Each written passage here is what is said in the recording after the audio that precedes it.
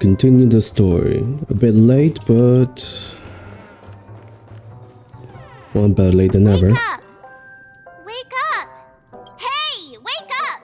The sun's frying your butt. I'm indoors. Are you okay? Can you hear me? I didn't hear a peep from your room, and it really freaked me out.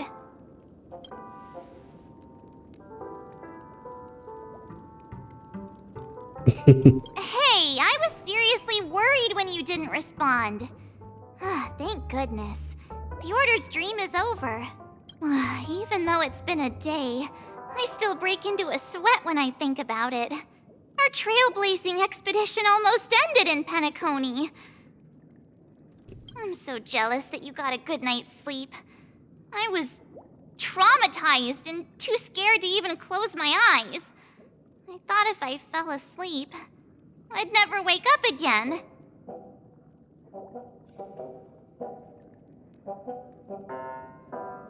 That's a cool question. What happened to the Stellaron?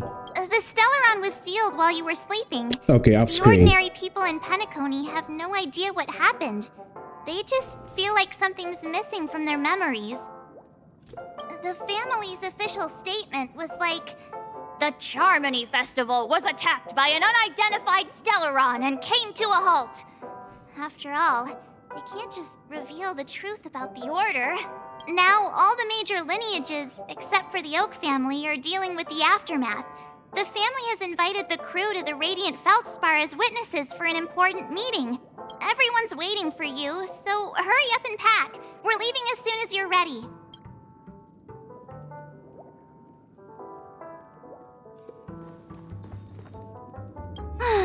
After all this craziness, nothing is better than staying safe in reality. That's a lot of questions. Okay. Radiant Feldspar. It's a massive airship, and it's awesome. I heard it's never shown to the public. Only VIP guests of the family get to board it and enjoy the breathtaking views of Penacony.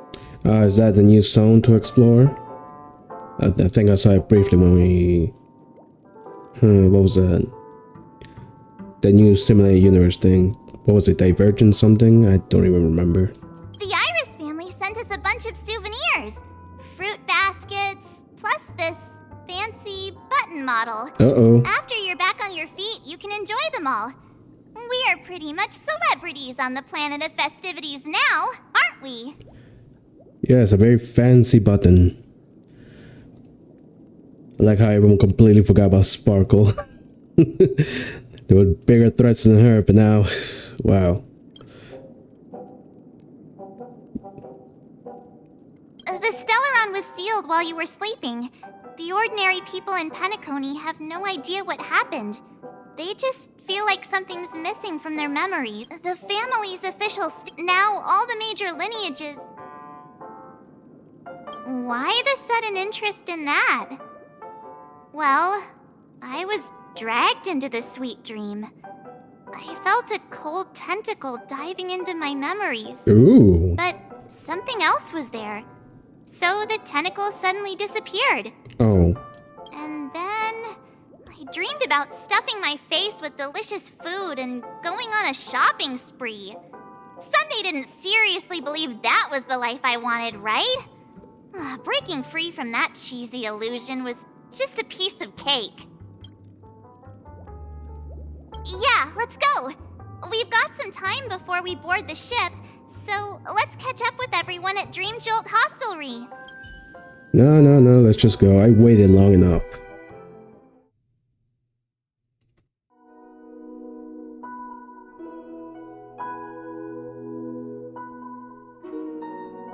Come on.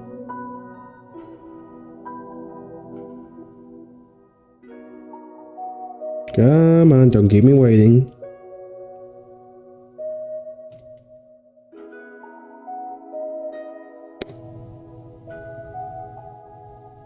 Fine, take your time. Take your time.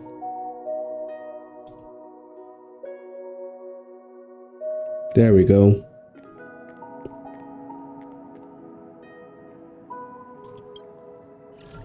How extravagant. Just like Epsilon.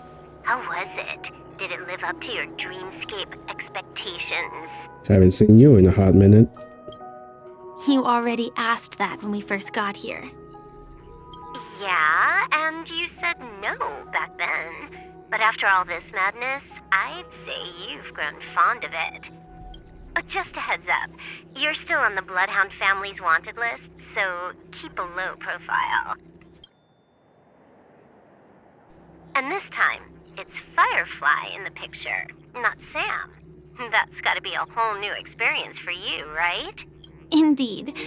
In Kafka's words, that's also a missing part of my life. Still, it'd be quite inconvenient if I can't move freely. Could you help me out, Silverwolf? I knew you'd say that. Don't worry. I've hacked all the systems and left no trace. Don't do anything that may draw attention, and don't talk with guards. They might recognize you. Keep these 2 points in mind, and you can go wherever you want, unbothered. X to doubt. Thank you. Someone's gonna fuck it up for her. No problem, Miss Samuel. I love this fake name. Now that we're done here in Penacony, what will you do in your free time? I hear the Genius Society is here. How about we go stir up some excitement? Well, you know my script isn't over yet.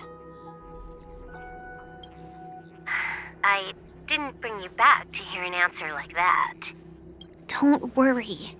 The script says that I'll experience 3 deaths, but also receive an unforgettable reward on the planet of festivities. How will I know if I don't try? All possibilities exist until the outcome actually happens, right? You may not realize it, but you have a bad habit. Whenever you seem to be asking a question, you've already made up your mind, and no words will dissuade you. Anyway, Kafka asked me to pass on this message. If you see anything fabulous in Penacony, get one for me too. Just swipe my card, you know the pin. She didn't specify anything, but I guess she means a dress, coat, sunglasses, or something else. You know better about fashion than I do. Rarely. Sure, I'll keep an eye out. There's tons of options at OT Mall. Do you think she'll like trinkets, like hair accessories or brooches? Those sound more like something for young girls. Maybe you should keep them for yourself. Oh, by the way, Blade didn't explicitly say it, but I think he was trying to say something like, temptation will show up again in Penacony. He's always so subtle with his words. Well, he's old, so I gave him a break from that. Got it. He was just worried about me. Relax, Silverwolf. You know me. I won't do anything crazy. I just want to wander around and see more of the world for myself. I want to buy some oatcake rolls. I've had a cake roll every day since I arrived in Penacony, from the first day to the last. Ooh. But today, I'll buy 2 and give you 1. And if you don't like them, I'll enjoy double the pleasure. Or I can bring one to Kafka, as she never refuses. Or maybe I'll give it to Blade. He'll appreciate it. That's not written in the script, right? But as you see, I have added new footnotes to my destiny.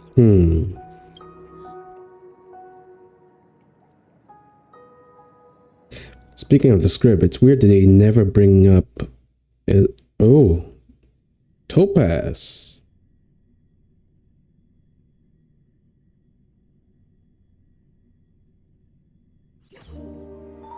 Oh, and the airship. Welcome, Director Topaz. The family ambassadors are still inside making preparations, but the big boss hasn't arrived yet. It'll be a while before the conference starts, I'm afraid. Huh. Quite a spectacle. The family really knows how to make things look impressive. I thought they would choose a more formal and low-key location for the conference. I didn't expect them to go with a luxury airship. About this, Director. I've asked around. This airship, named the Radiant Feldspar, belongs to the Alfalfa family. This conference between the IPC and the family will have a direct impact on Penacony's future. Such an important event should have been held at well, somewhere secretive in the moment of morning dew. The atmosphere here, it doesn't feel serious enough. It is a luxury cruise. If I'm right, this conference is probably just a prelude. Whoever organized it wants to assess the IPC stance beforehand. This influential figure either has their own ambitions and wants to reach a preliminary agreement, or they plan to put pressure on us to make us back off. Oh, your mind is always so sharp, Director Topaz. And when the big boss arrives, please remind her to be cautious and watch out for any traps. Thank you for the reminder, but I don't think that will be necessary. When she's at the table, it's the others who need to be cautious. You're talking about Jade.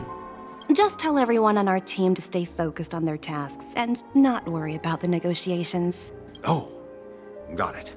I'll do it right away. Oh, and one more thing. Don't call Miss Jade Big Boss in front of her, or there will be serious consequences. I mean, really serious. Big boss it is. Got it. Thank you for the reminder, Director.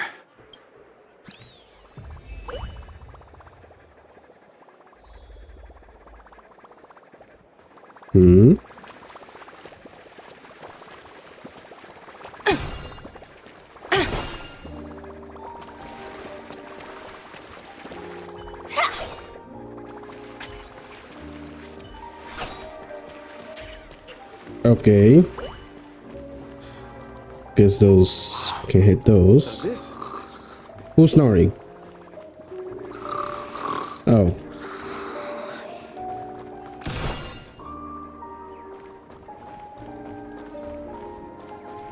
There's nothing around here.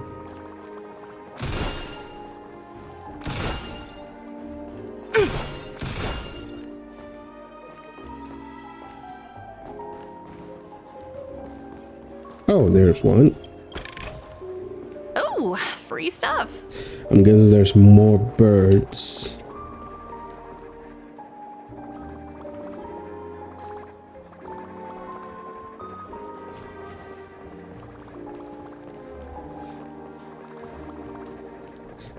Can I go here? No, I can't.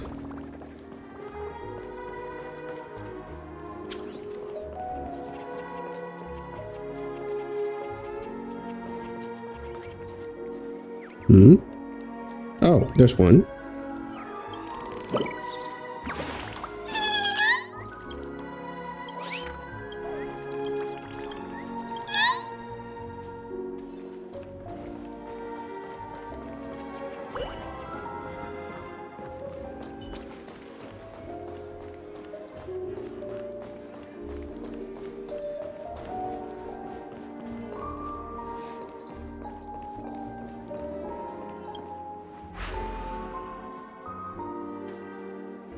None of the important figures have arrived yet. Huh. Looks like the conference won't be starting for a while. Such a bustling place. I think I'll take a little walk around. Oh?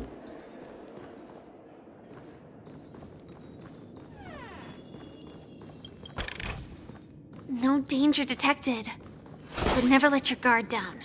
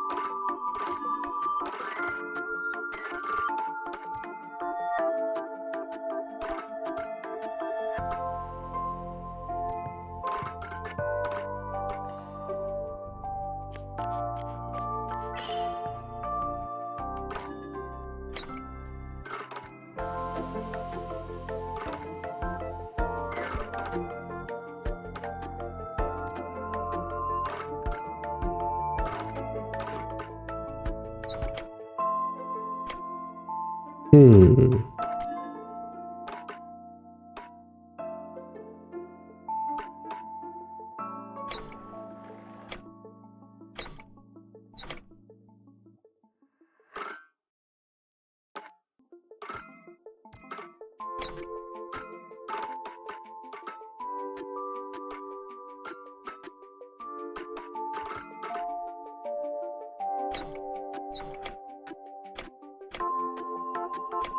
Should be like this.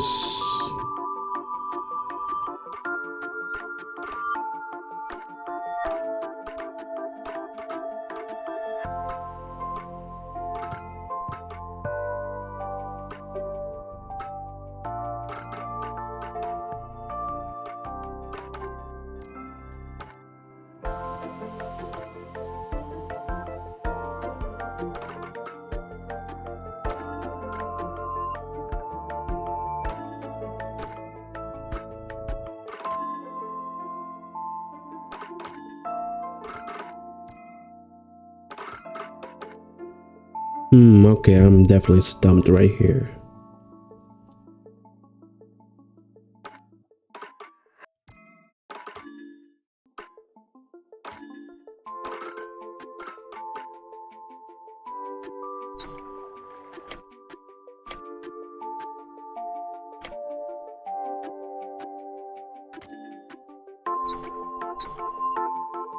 Oh, wait.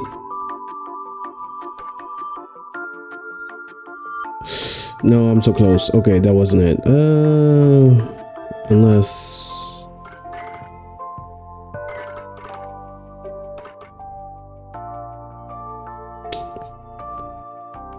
Damn it. Oh, there we go. I got it. Oh, that was totally intentional.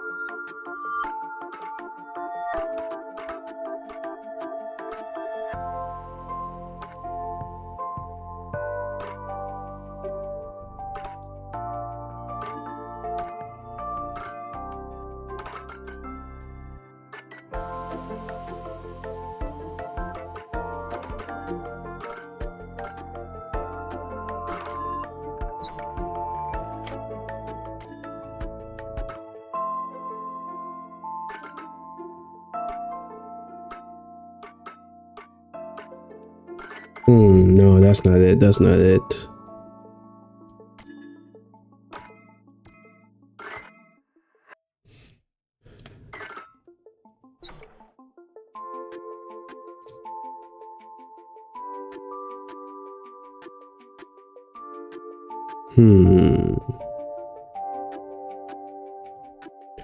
Let me think.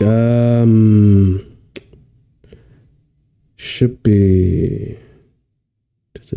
It's not there. I have to connect something up there, but it doesn't go up. It doesn't go up at all, so it should.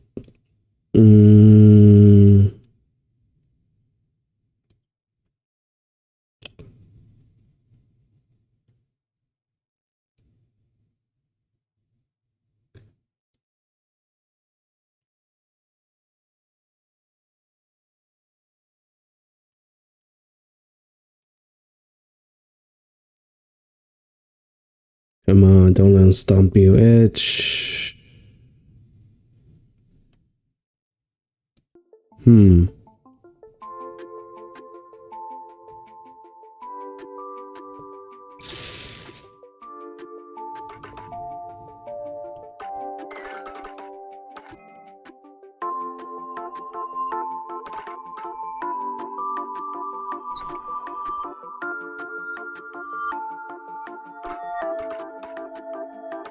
Oh!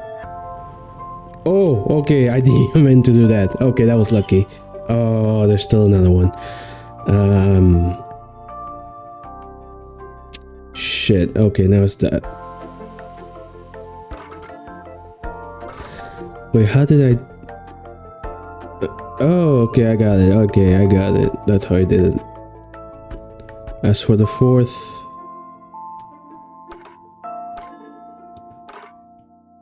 Here... No, gotta move this... Oh, wait. Yeah, there we go. Okay, I got stumped on the third one, okay. The rest were easy, but... that third one was a bit... Inspection complete. Nothing suspicious. It wasn't even intentional.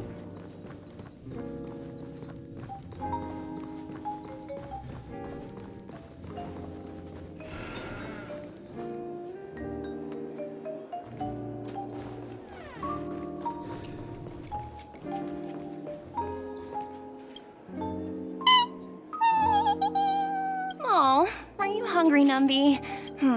Food in the dream. Shouldn't taste bad, right?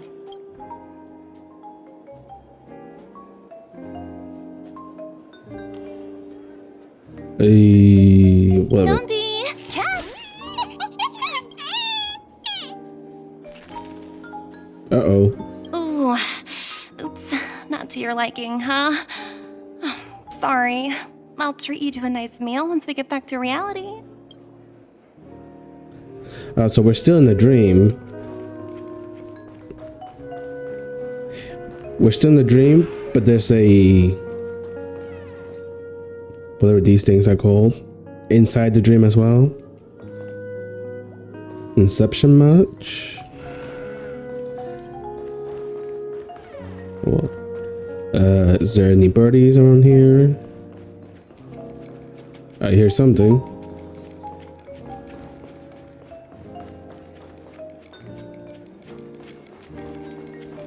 Over here? Oh. They already fixed. No danger detected. But never let your guard down.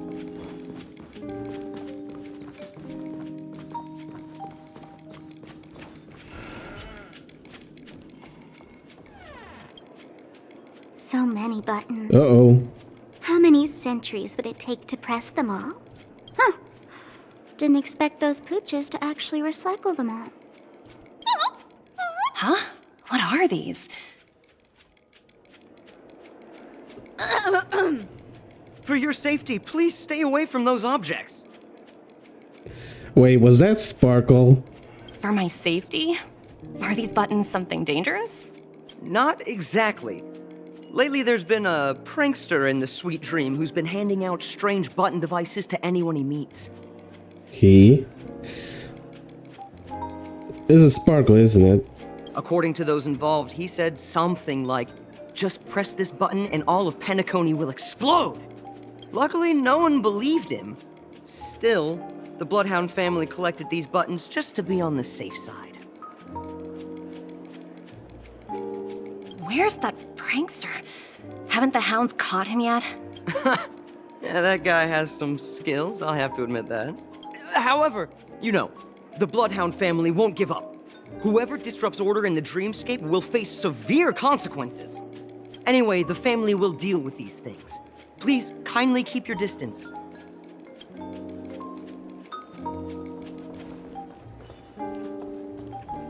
For your safety, please stay away from these buttons.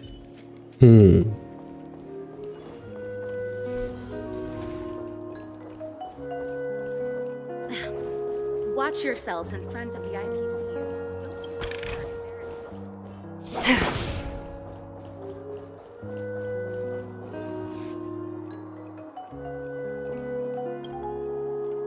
Madame, what can I do for you? Hello.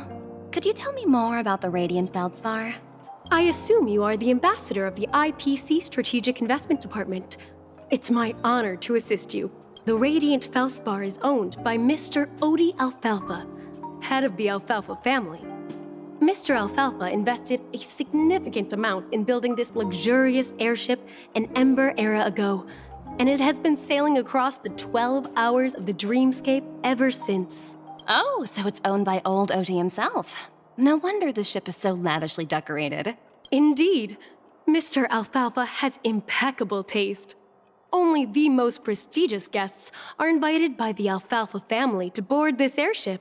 Please allow me to continue my introduction. The Radiant Feldspar had been cruising over the Sea of Dreams in Penacony for an entire Ember era.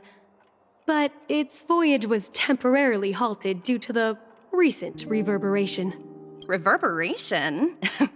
Such a formal way of putting it. You're really downplaying the whole thing. I apologize. Please continue.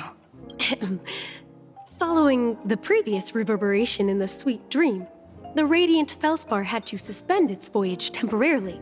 Thankfully, the factors that disrupted the dreamscape have been resolved.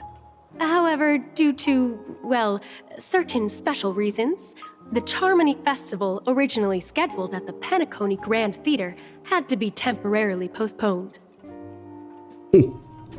Now thanks to Sunday. So, Mr. Alfalfa suggested relocating the Charmony Festival to the Radiant Feldspar, taking this opportunity to announce the resumption of the airship's voyage. Then again, we should take partial blame too. We did ram a train directly onto him. Well, that would meet the family's needs and also create momentum for Mr. Alfalfa himself. Quite fitting for a legendary tycoon like him. Thank you for explaining matters to me. Goodbye.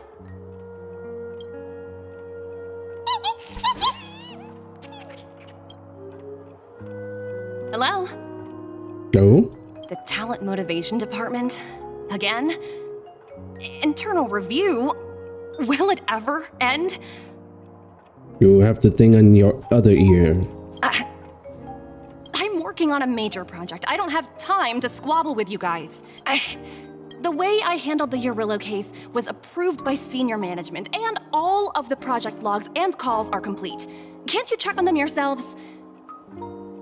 I just don't understand. Why are you so fixated on this minor case and constantly escalating it? Seriously, what's your purpose? Sounds exhausting. Why not just hang up?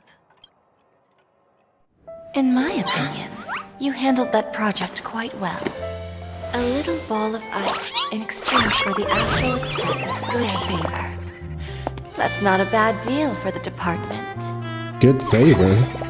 It's been a while, little Yelena. I've been looking forward to working with you. Never imagined this day would come so soon. Danger. Is there trouble? You can tell me anything. Just like old times. Do not trust her. It's been a while, Madam Jade. I'm honored to have the opportunity to work with you. Too late. You're still so formal, aren't you? Forget about the hierarchy and treat me as your equal. No need for unnecessary titles like Madam. Big boss it is.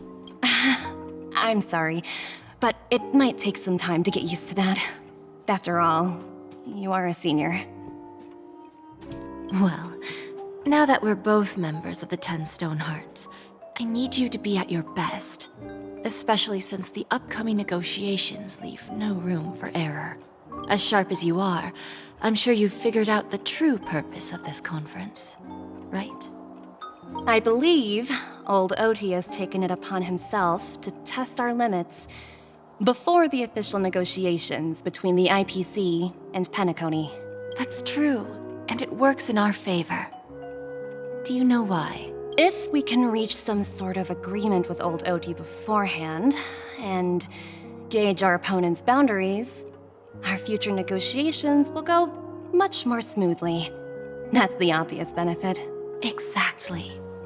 And the hidden benefit is that as the head of the Alfalfa family, his actions suggest that the 5 lineages might not be as united as the Odes of Harmony would suggest.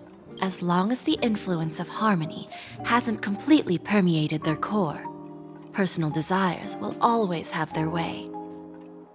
Thankfully, influential figures in Penacony haven't entirely suppressed their own desires.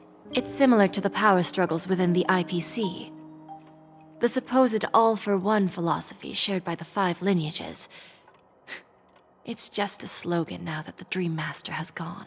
After the downfall of the Yoke family, Old OT's faction became the dominant force in Penacony. Even if we consider only the succession order, he's the longest serving and most senior among all the family heads. Yes. That's exactly why we need to handle the conference following an agreed-upon strategy. It's like playing a game of chess, where every move needs to be carefully thought out. Absolutely. The 3 steps of negotiation. Listen, test, and strike. That's what you taught me. Pretty clear. Although, you seem to have changed the order in the Yarilo case. That was based on my personal experience.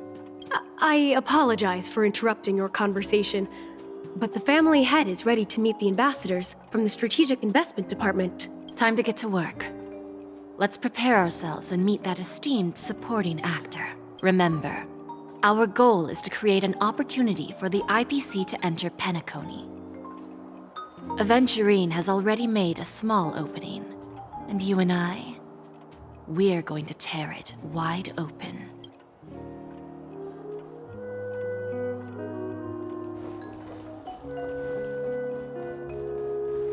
Something tells me that's not gonna happen. And it's gonna be the fault of Sparkle.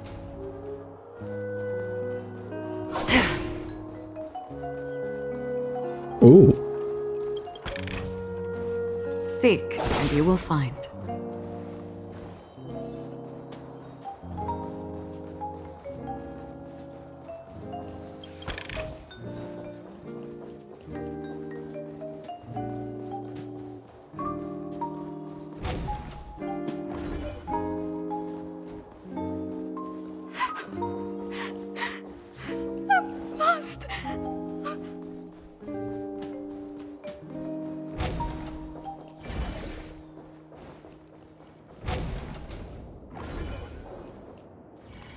Ooh. What the fuck is that? Welcome aboard my ship, the Radiant Feldspar. Smart and charming ladies. Please, have a seat. Let's have a pleasant conversation. There's definitely a new model.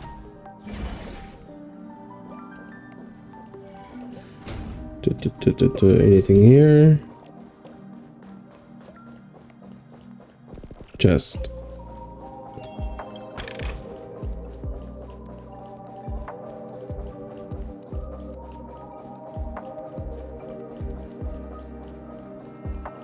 Chest.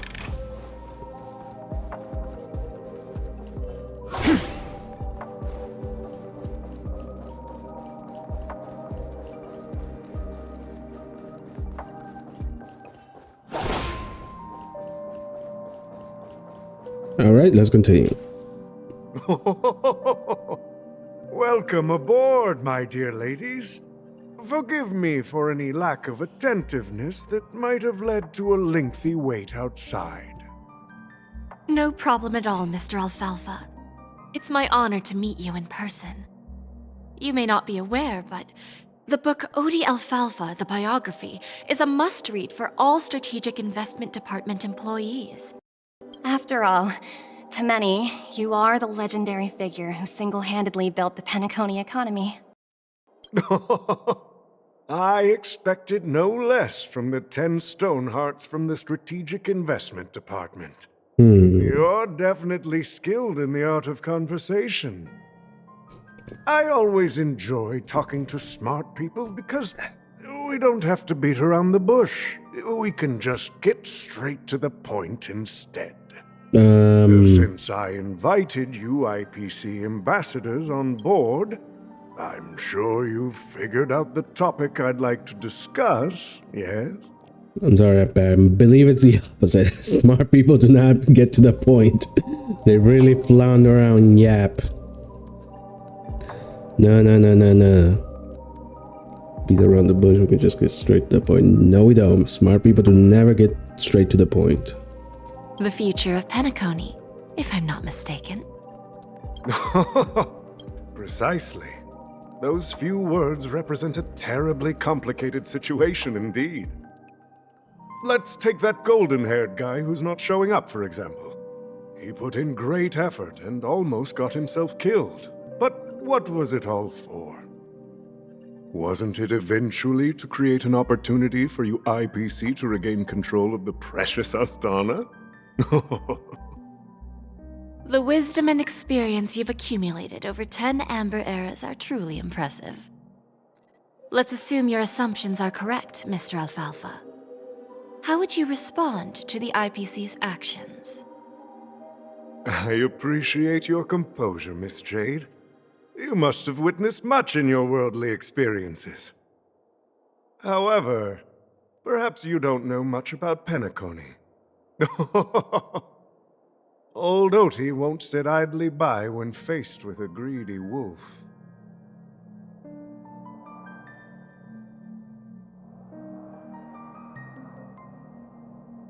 Oh? Please, go ahead. I'm all ears. Then I'll be straightforward.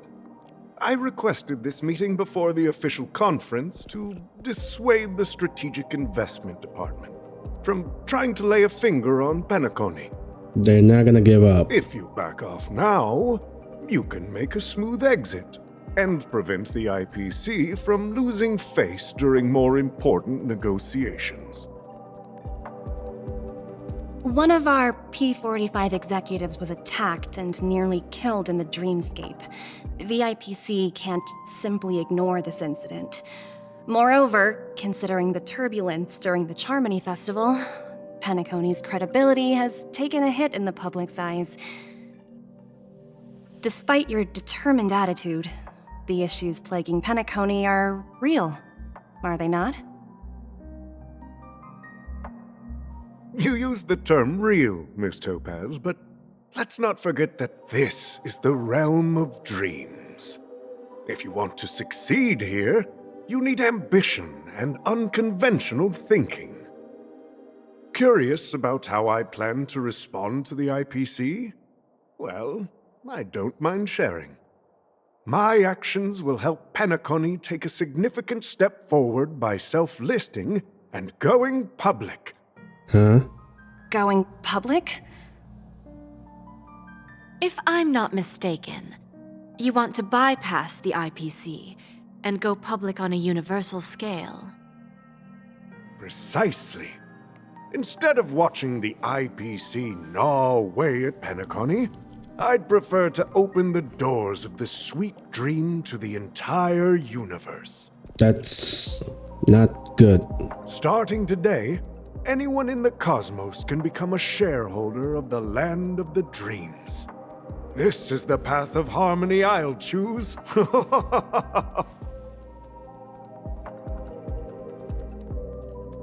This reform should have been implemented earlier, but unfortunately, the Oak family were a bunch of blockheads blinded by order. Their level of intellectual flexibility doesn't even come close to an old fellow like me.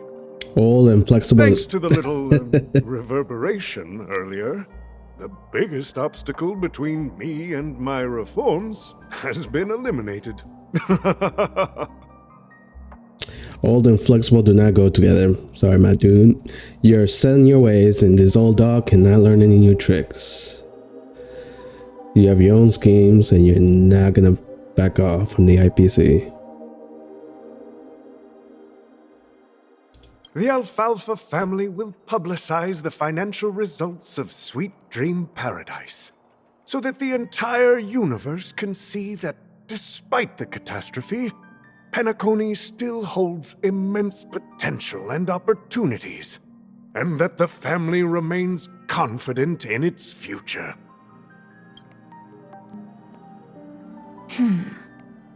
Crisis and opportunity are two sides of the same coin. So, you've been waiting for the right moment for Penacony to regain the spotlight. And if Penacony should seize this opportunity to overcome adversity, even if the IPC tries to intervene, every move we make will be scrutinized by trillions of people. Then again, I don't want to see Jade or the IPC win, so pick your poison. Which is the lesser of the two evils? This guy or Jade? Now I'm convinced that you've indeed familiarized yourself with my biography, Miss Jade. So, about your next move. Please, consider it carefully. Indeed. We need some time to digest such a wealth of information.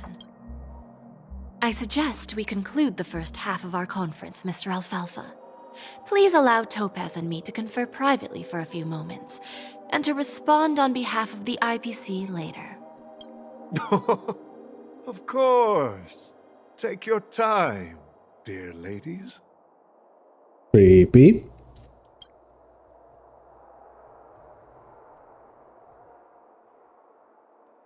Polite, but still creepy. Oh, we're back to the MC.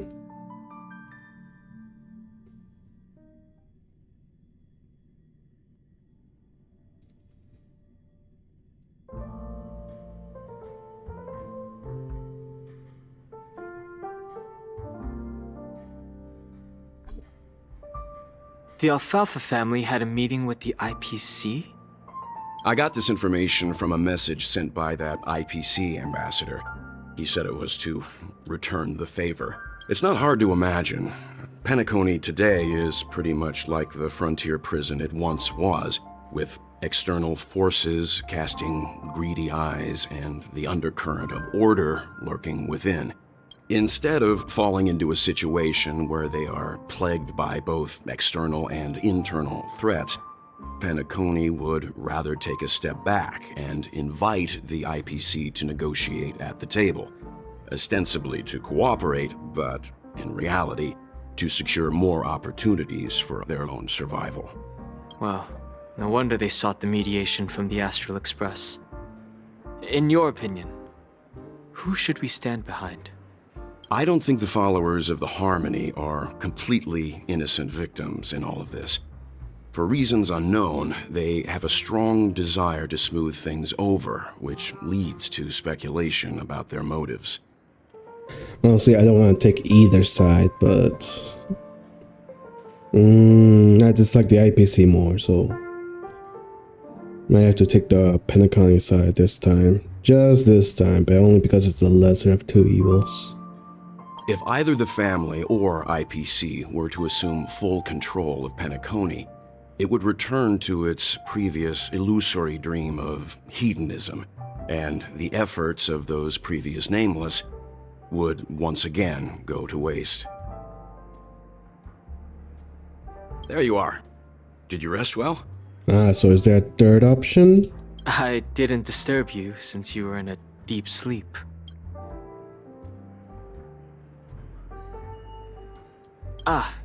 She went to negotiate with the family as a representative of the crew. She'll contact us once her arrangements are ready. After Anna's dream was shattered, the family branch from the Montour system soon arrived and swiftly took control of the situation. Most members of the Oak family fell unconscious, but fortunately, their lives were not in danger.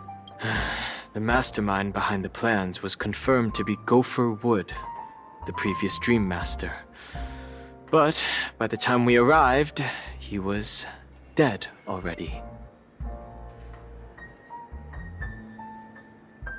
He'll face a trial. As for further details, the family would rather not disclose them. Other question, what about Robin? Of all the characters, I feel like she got the least amount of screen time. Ultimately, the public perceived the incident as an attack by evil forces targeting the Charmony Festival. They believe the family failed to safeguard the sweet dream, significantly eroding their credibility in the process. While quite different from the truth, this appears to be the outcome with the least impact. After all, you don't know who's awake and who's pretending to be asleep. Well, they'll open their eyes in the face of danger.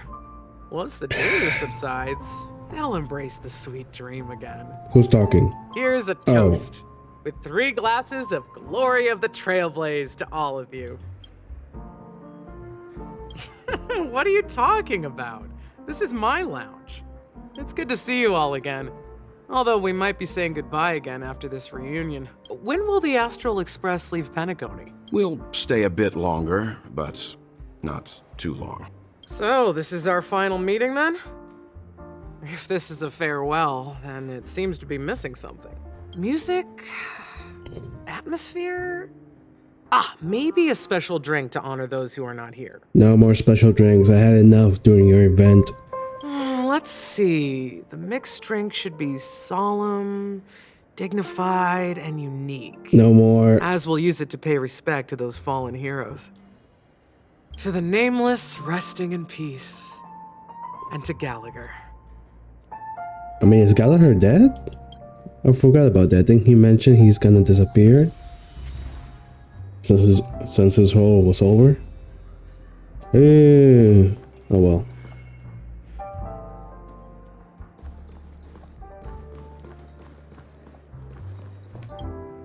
Ready to mix your drink? I'm not sure. I haven't seen him since our last meeting at the lounge. Come to think of it, he always did come and go quietly. We used to discuss everything here.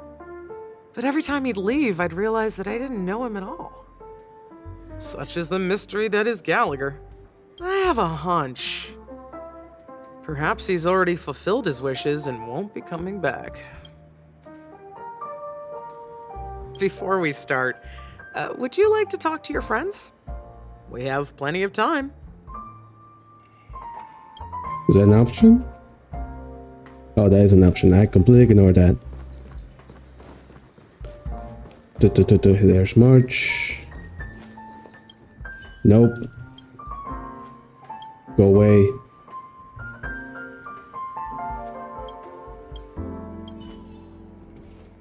Oh, I got something. Guess what? Something weird just happened when I was on my way over here. Someone gave me a strange gift. It better not be a button. So I unwrapped it and found out it was a button. Oh, Sparkle. With a message on the back. Just press this button and all of Penacony will explode. That sounds terrifying. Of course not. Who would press something like that? By the time I turned around, the person had already vanished. So I handed it over to a nearby hound. I heard there were many similar reports before the Charmony Festival started.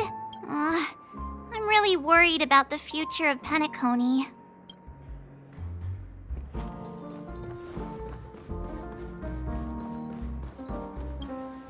Ready to mix your drink? Sure, we can wait. Wait. What about these two?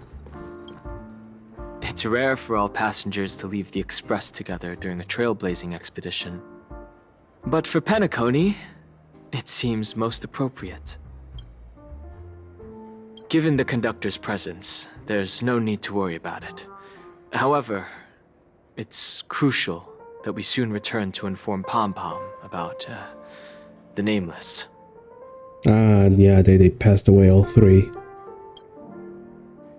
In my dream, the Express stopped at many places, and passengers came and went.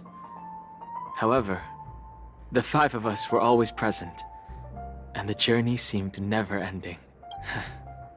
Perhaps this could be a deep-seated desire inside me, and upon realizing this, I knew it wasn't real. Well, that's depressing. No related records exist in the databank, but I have a theory. The hidden dangers of the Order have always been within the Harmony, and this issue existed within the family from the very beginning.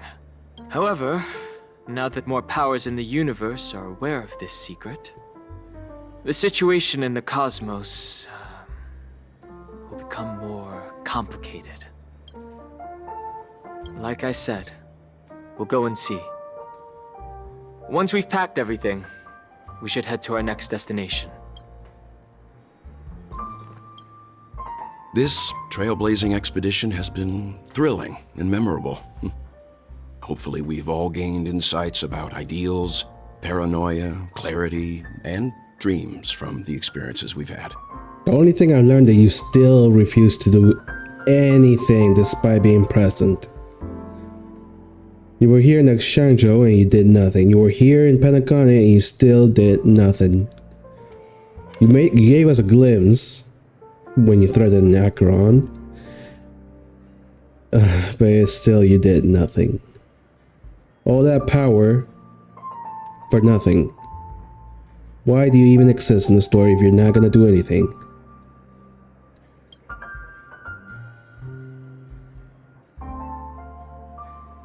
One bird longs for the earth and the other longs for the sky.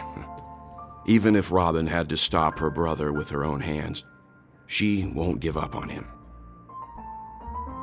However, facing punishment from the Harmony is inevitable. He will face a trial. As for further details, the family would rather not disclose them. Since the family took up residence in Penacony, the Order has been hiding in plain sight under the guise of the Oak family, using the Stellaron's power to strengthen their hold on the Sweet Dream, which eventually resulted in disaster. That's the claim the family makes. Whether they were truly unaware of all this is Documented. Aventurine's efforts finally earned the IPC a seat at the table. As a result, a more senior representative arrived in Penacony and initiated negotiations with the family. As far as the Astral Express is concerned, the IPC will make for an invaluable ally during the negotiations to prevent Penacony returning to its former ways. Honestly, I don't want to. Let's just find a third option. Let's side with neither Penacony or the IPC. Come on. We don't need to side with the IPC. Well, it was somewhat surprising. In that dream, I returned to my homeworld and reunited with my long-lost friends. And for some reason, Acheron resurfaced in my mind. Oh. When I realized that her conclusion was not preserved in memories, I became aware of the bitter truth. The conclusion of a journey can often be sorrowful. All we can do is to try to make sure it ends on a happy note. Getting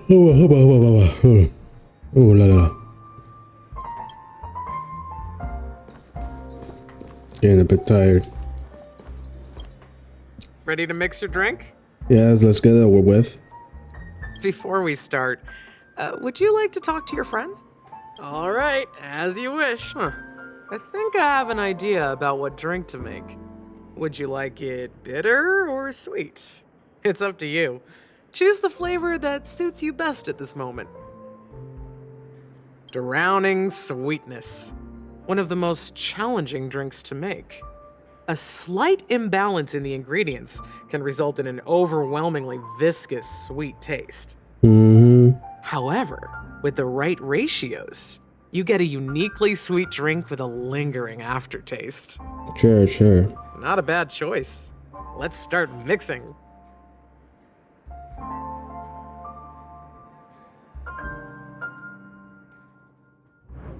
Oh, god damn it, not this again. Okay, whatever.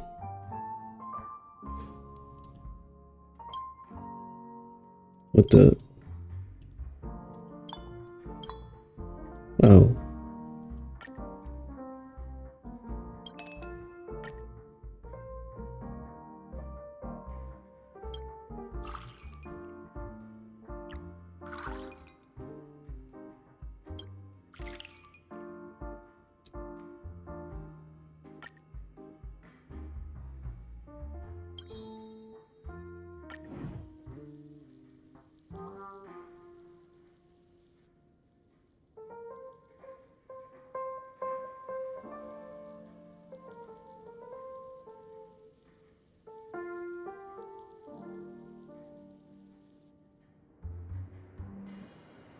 Words always fall short. If you want to bring closure to past events at this lounge, there's no better way than mixing a drink. Blend all your memories and emotions together and stir them well. Through the filter of time, what remains in the glass is something to savor. Well, it's done. Here's to the nameless resting in peace, and to my friend Gallagher. The spirit of freedom will spread far and wide among the stars, and its legacy will be more timeless than a pastoral song. We're not accepted by the outside world, so we've gathered here. And one day, our souls will return to the same place. Cheers. Damn, she yaps. Alright, let's move on. Himeko.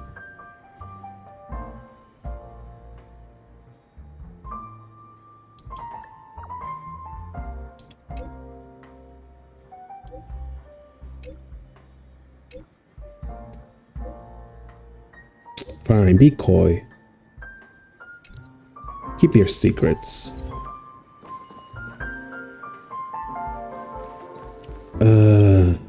Oh, are you leaving? Oh, then take this with you. I've mixed more of this last special drink for you. The past shouldn't be forgotten. So I hope it brings back the flavors of Penacony. Thank you. I'm sure it'll leave a lasting impression. If you happen to run into Gallagher, make sure he has a sip too. I know his tastes, and he'll be thrilled. Then, I guess you won't be seeing him. All right, enough with the heavy stuff. You guys have important things to take care of, so let's not dwell on things. Whether it's the Astral Express or Penacony, there's still a long journey ahead. So let's lift our spirits, guys, and embark towards our tomorrows.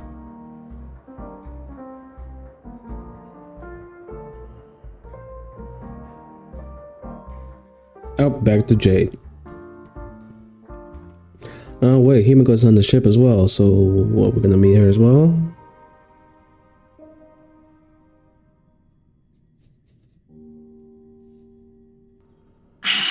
Old Oti is a tricky opponent. I didn't expect him to take the risky step of going public at such a critical moment for Penacony. Indeed. He's definitely bold.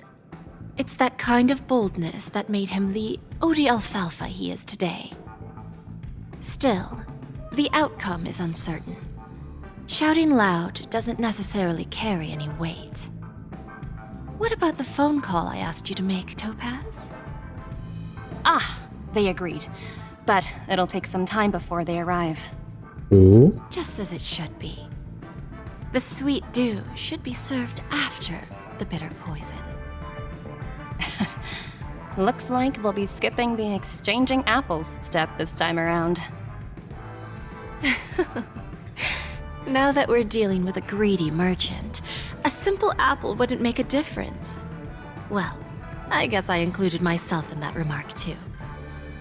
Now I'm a bit curious, Topaz. Do you think Penacony is a quality asset? Yes.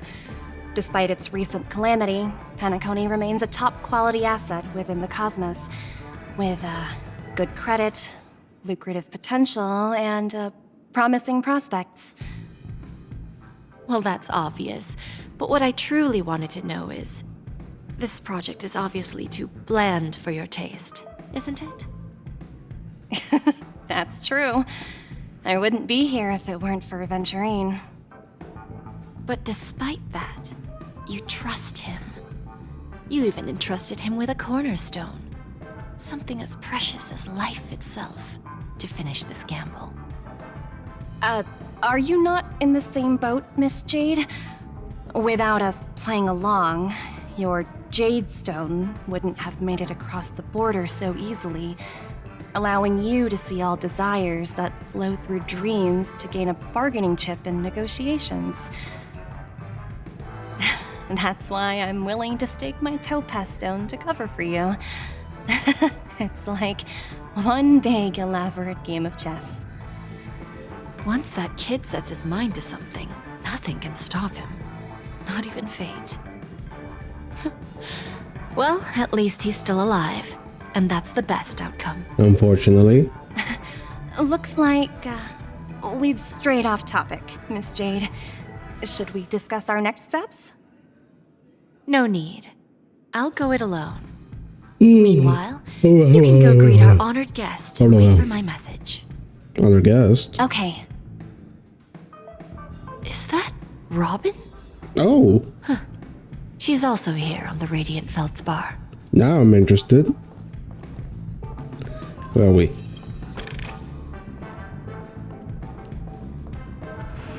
Ooh. Oh, back here.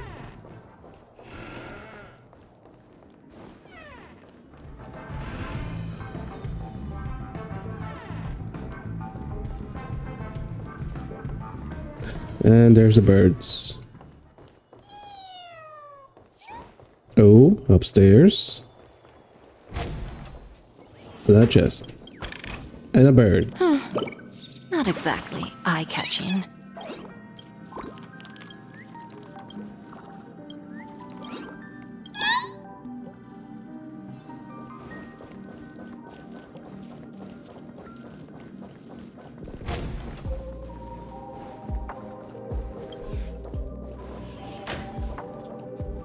Oh, there's a clock in there. But not yet. Greetings, Miss Robin. I didn't expect to meet you here. Miss Jade? Greetings. The opening ceremony for the Charmony Festival has been moved to the Radiant Feldspar, so I'm here making some preparations. How about you? Have you spoken with Mr. Alfalfa? I'm actually on my way to meet him right now. Do you know him well, Miss Robin? Unfortunately, I've never met him. I've only heard a few comments from the former head of the Oak family. Mr. Alfalfa is respectable when it comes to business, but in other respects, I can't say the same. Where do you think the future of the planet of festivities is headed? Somewhere not good. The sweet dream will see its rebirth. Oh? Just like the Radiant Feldspar resumed its voyage. The Harmony needs a new direction. Only by bidding farewell to the past can we actually sail into the future. There are no permanent allies or everlasting enemies. So let's both take what we need from this deal. Naturally. I'm looking forward to your performance. See you at the festival. I don't believe you. See you later, Miss Jade. Don't believe the words of a snake. Oh, back to the old guy.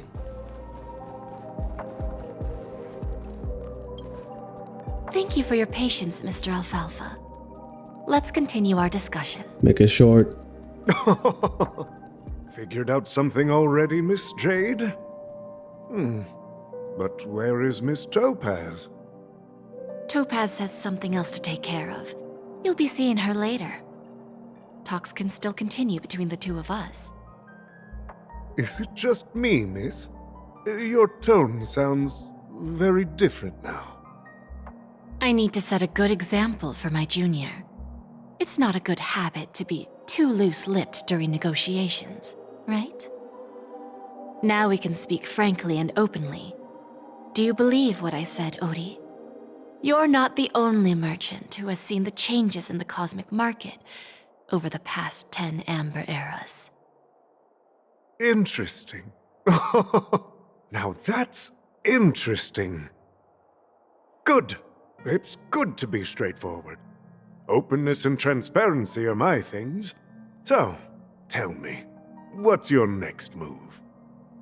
Unfortunately, I'd like to speak the harsh truth before laying out my plan. Let's cut to the chase. First, your plan won't work. Penacony has no way of sidestepping the IPC and going public. Second, You can't stop the IPC from entering Penacony. We've got all the time and connections in the world to find a way in. We'll keep tearing down and rebuilding this place until the Asdana system gets used to the IPC's ways again. Now, I'm repeating your words exactly. If you don't want to be a laughingstock and have everyone gunning for you at the official conference, you'd better drop your little pie-in-the-sky plan. Girl, you're yapping too much. Interesting. I'm falling asleep here. Indeed. You surely have a way with words. Now, I'm curious to know what you have up your sleeve. Mr. Alfalfa, let's not forget that the IPC controls the biggest interstellar publicity platform. More than half the news networks in the universe take their orders from us. The moment news spreads about Penacony going public, trillions of customers will immediately receive a message like this. Ooh? The family's protection for Penacony has expired. Any mishaps in the dreamscape could result in permanent brain death. Care to guess how many ways we have to turn Alfalfa credits into worthless junk within a measly 24 system hours? With the entire cosmos keeping a close eye on Penacony, I assure you, it won't be too hard. You really think you can pull that off? Even from Pier Point, as distant as it may be, I'm more than capable of keeping you on a tight leash. However, if you agree to give up that half-baked plan to go public, the IPC will assure you that we'll never jeopardize the interests of the family heads under your leadership. After all, we also need allies here in Asdana. The IPC can assist Penacony with financing, starting by acquiring 30% equity shares. With our financial support, stabilizing and rebuilding Penacony will be a piece of cake. 30% equity, you say? Who can guarantee you won't want more in the future? That's the brilliant part of it all. The answer is simple. No one. There are no guarantees. It all hinges on self-awareness and mutual respect. However, the board of directors will consider the interests of the family heads to some extent. You're a smart merchant, old Odie. Isn't the whole purpose of this elaborate game to showcase your business acumen and seek more benefits for the family? It benefits us if we both take a step back. And if that's not enough for you, I'm pretty sure that another goal of making Penacony go public is to expand the influence of the Planet of Festivities and attract more customers. Alright, enough. You're yapping. Enough, I don't want to hear anymore. Just wrap it up and get to the point. This is what I meant. Smart people do not know how to get to the point. They just keep yapping. God damn it. I'm falling asleep here. Okay. I understand your concern, and I have a solution for that. Fine. Now I see your sincerity. As the head of the Alfalfa family, I don't think I have any reason to refuse your offer. Refuse. However, as their chosen one, I still need one final answer. Go ahead. I'm listening. When I was a child, I heard the adults recite the tale of the ancient Amber Era, about the ascension of Shipe, the Harmony, and the downfall of Enna, the Order.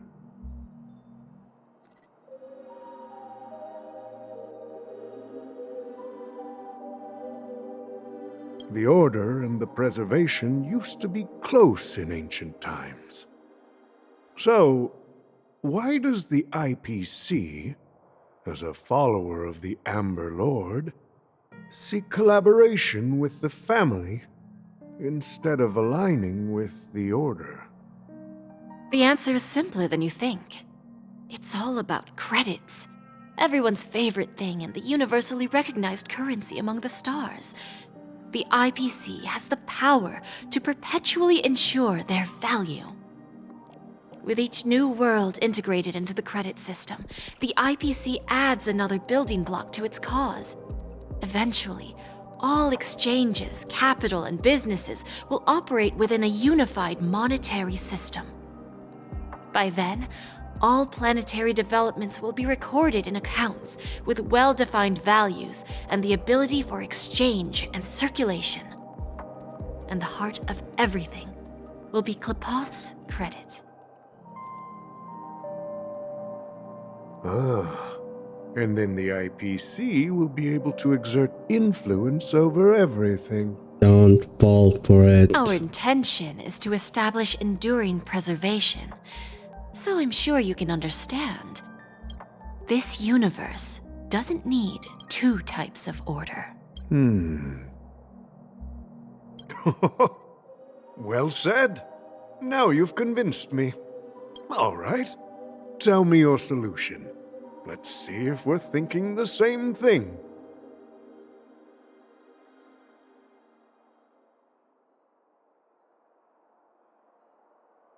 Then let's continue our conversation. Please, Topaz, invite Sweet Dew to join us at the table. Sweet Dew. Robin? Or someone else?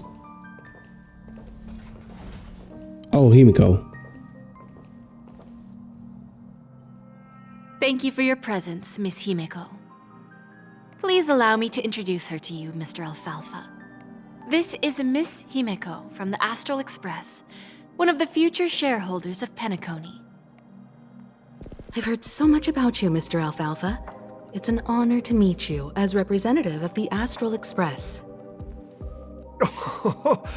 This stunning lady is the navigator of the Astral Express? It's a pleasure to meet you. I believe everyone here is familiar with the general contents of the proposal. After this round of financing, the IPC is expected to hold 30% of Penacony's shares. Then, the IPC will transfer 5% of that stake to the Astral Express and recommend Miss Himeko as an independent director to honor the sacrifices and contributions made by the former Nameless to the land of the dreams. Only 5% after everything we did? Well, the previous three Nameless. After all the effort they put in, they only get 5%? Come on, fuck off with that.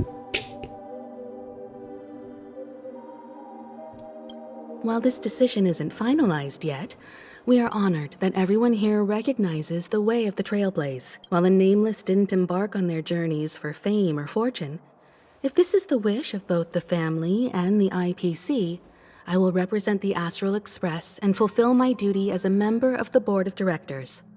Ooh, don't be neutral. Do something, Himeko. The entire crew has agreed to assist in the reconstruction of Penacony. Beyond that, in our future travels, we are committed to bringing the beautiful dreams of the planet of festivities to more worlds. Not me. Of course, all cooperation is based on one premise. The path of harmony in Penacony must not be distorted again, and such a tragedy must never recur.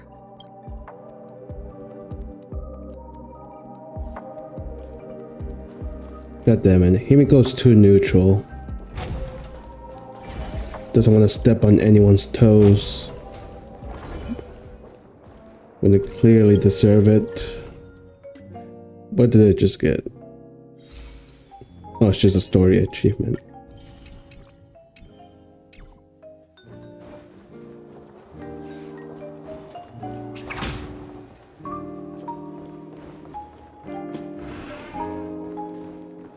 Topaz. Old OT is in agreement, so the issue is settled, I presume. What about the remaining family heads? They will soon realize the situation. When old Odie answered the last question, he represented more than just the Alfalfa family. When should we schedule the formal negotiations? I'll handle the arrangements. It's all up to you. I'll step back and let you handle the negotiations and takeover. I won't be involved. Who? But Miss Jade, this is... Aventurine initiated this case, and you were his project partner. If that kid hadn't overplayed his hand, I wouldn't have been pushed to the forefront. I came here today to help you sort out the toughest issue. I trust you'll be able to wrap things up quite nicely, little Yelena. Of course, there won't be any problems. And please, give Diamond my assurance. Don't worry. Diamond has always trusted us. I'll put in a good word for you, and you'll have your P-45 position back in no time. Radiant Feldspar. What a fantastic ship. Now that my business is done, it's time for me to indulge in my own little hobby. Oh? Ah, you want to open a Bon and Jade exchange branch on this ship too? A what? Opportunities like this don't come around often. Just look at the guests on this ship. They're surely holding a wealth of valuable treasures. Well, I'll take my leave. A pawn shop can't run without a boss. See you around, Topaz.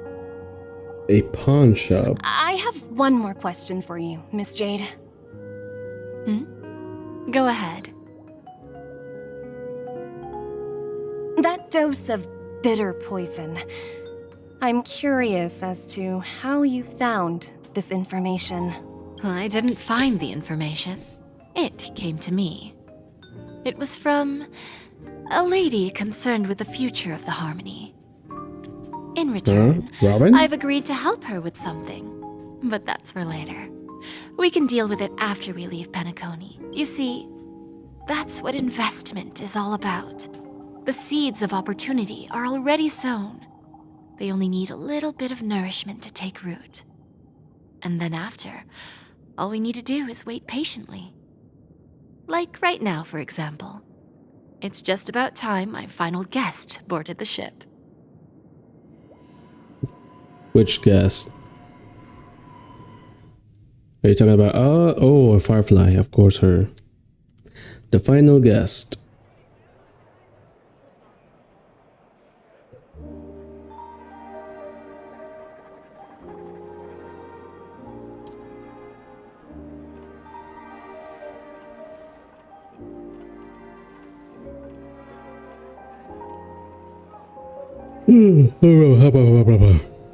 Sneaking in was way easier than I thought.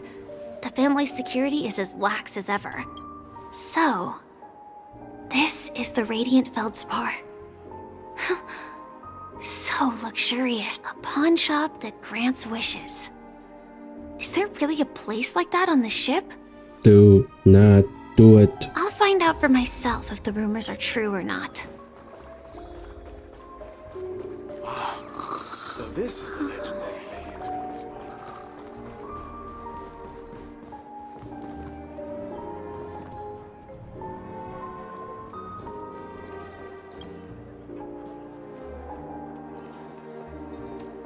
Oh, this place is open.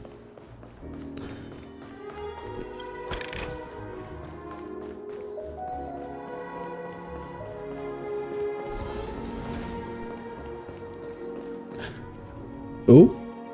Is that her? Huh. Vanished in the blink of an eye. So the Astral Express is here too.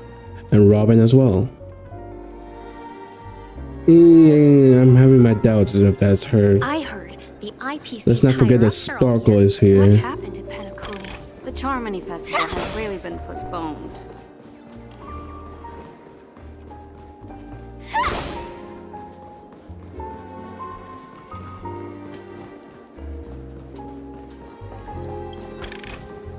Inspection complete. Nothing suspicious.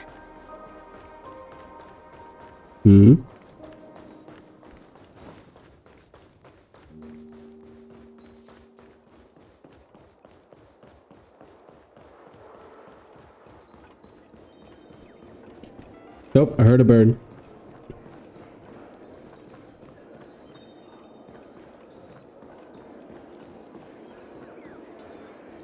Heard it again.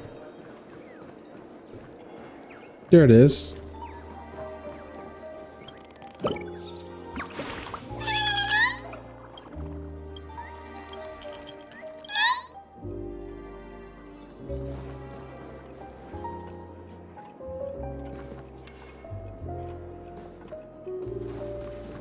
happened in Penacony.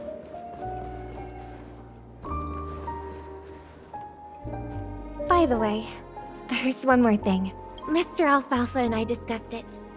I'll present a gift to the Astral Express on behalf of the family, as a token of gratitude for the Nameless's contributions to Penacony. What type of gift? Please help me with the necessary arrangements. Better not be a button. Right away, Miss Robin. Oh wait, is this even Robin? Can I ask you something? Oh, greetings, miss. Is there anything I can help you with? Do you know how to get to the pawn shop? Pawn shop?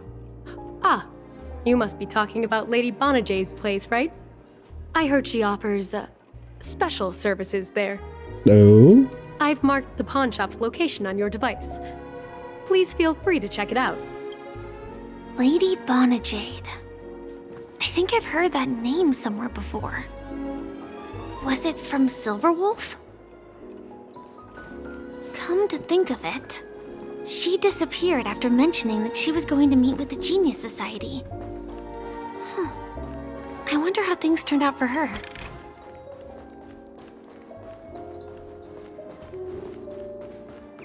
Oh, bird. Bird is a word. Nah, I won't sing it. I won't sing it. I could, but I won't. Oh. If I win, your chest is mine. Who said I was betting with you? I did. They are still a ball of fire as ever. This must be Sparkle. Sorry, but I've got to find Lady Bonajade first.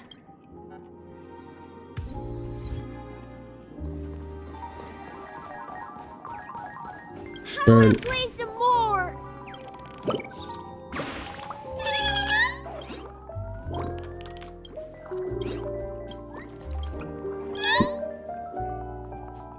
Oh, chest. No, it's not the best time to do that. Sorry, but I've got to find... Let me grab the chest. Stingy. Uh-oh.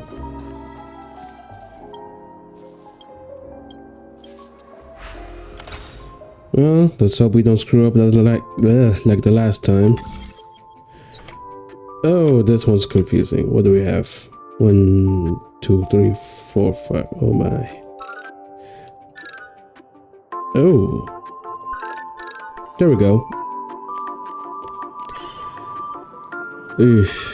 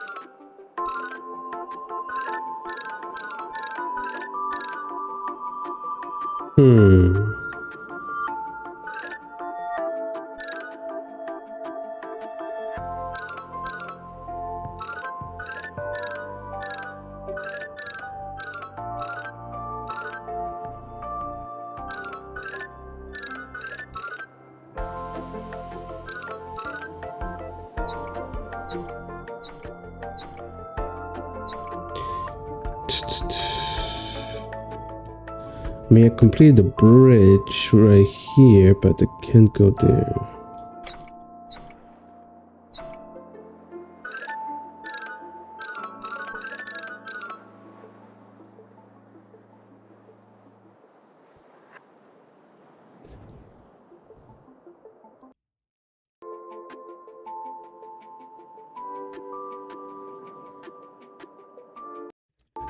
I hate that I'm getting stumped again. Should be here, should be here, should be here.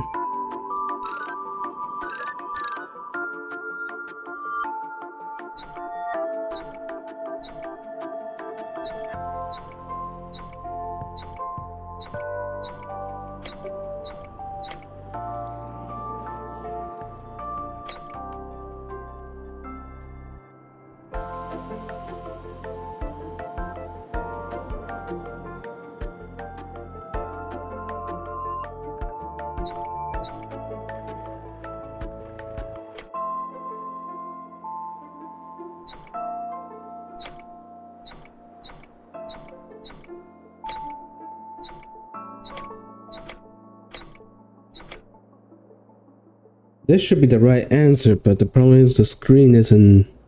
If only it was a little bit bigger. This should be the answer, but I can't.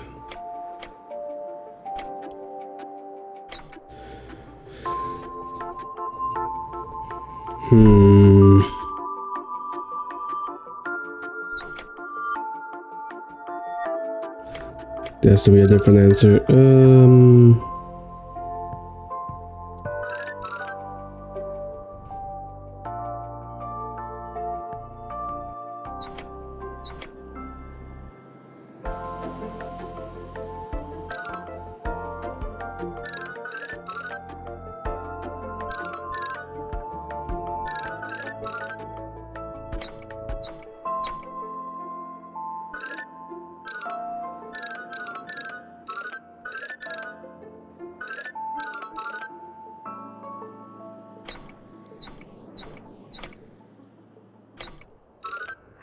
Oh, I forgot there was another one back here. Oh, my bad. There we go. I completely forgot about this one over here. Oh, that was the answer. Oh, okay, now I feel silly. For this one.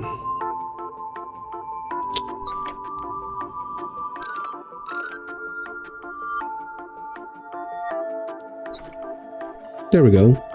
That was a lot easier.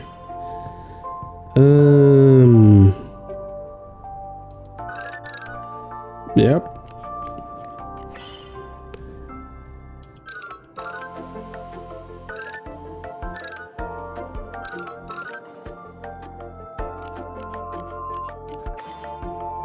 There we go.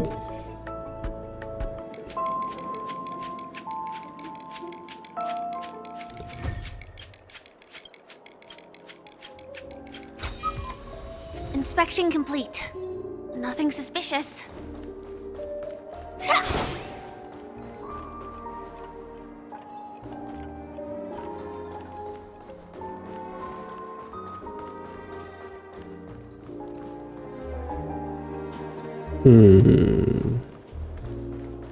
Nothing suspicious at all. Oh, there's more. Oh, this place.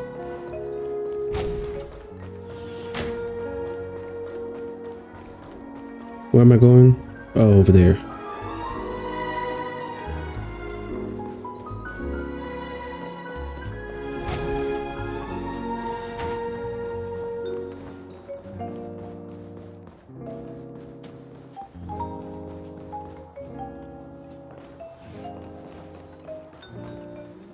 Buttons are gone.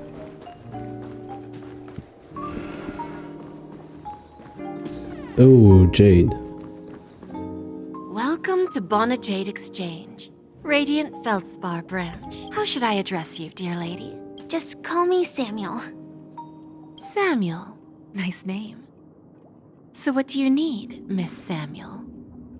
And what are you willing to give up in return? I want to keep on living. And for that, I'm willing to give up everything I have. Everything you have? Oh my. That's right. Everything.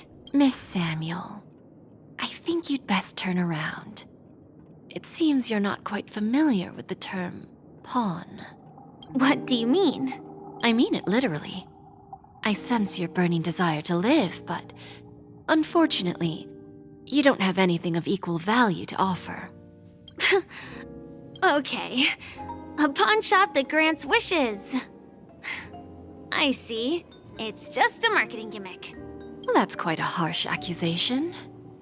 I understand you may not fully comprehend what I mean, but don't worry.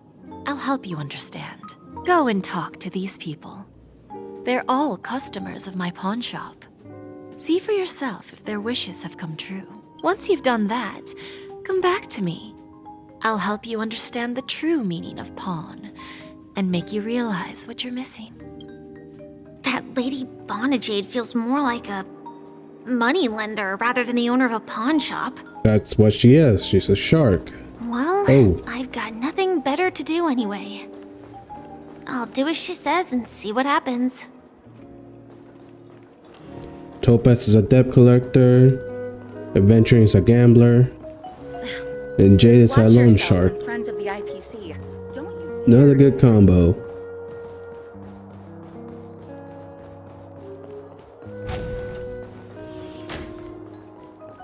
There we go. Can we get the chest now? Where did it go? Got it. There was a chest right next to it. Huh?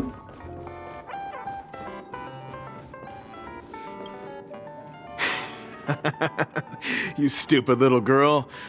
Coming back to lose more money, huh? Enough talk. Let's get started. This will be our final game. I'm betting my entire fortune. Oh, a big talker, huh? All right, let's see what you've got.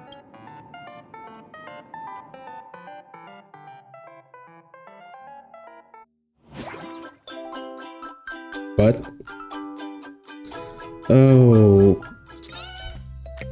What is this, Candy Crush?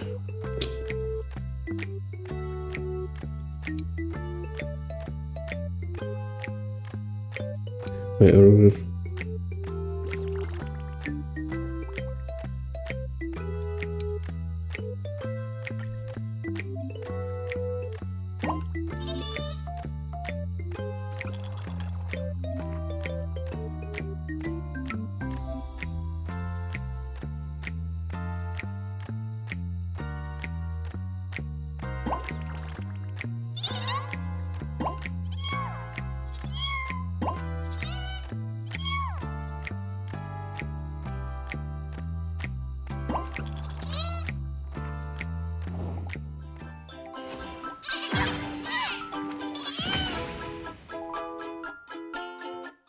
one shot. I won? I actually won! This can't be! You lost to me 10 times in a row. How could I possibly lose to you at such a crucial moment?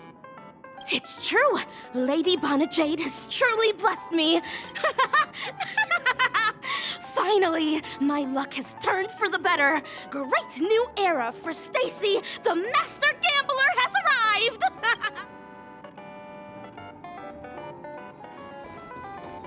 Was I supposed to learn something from this?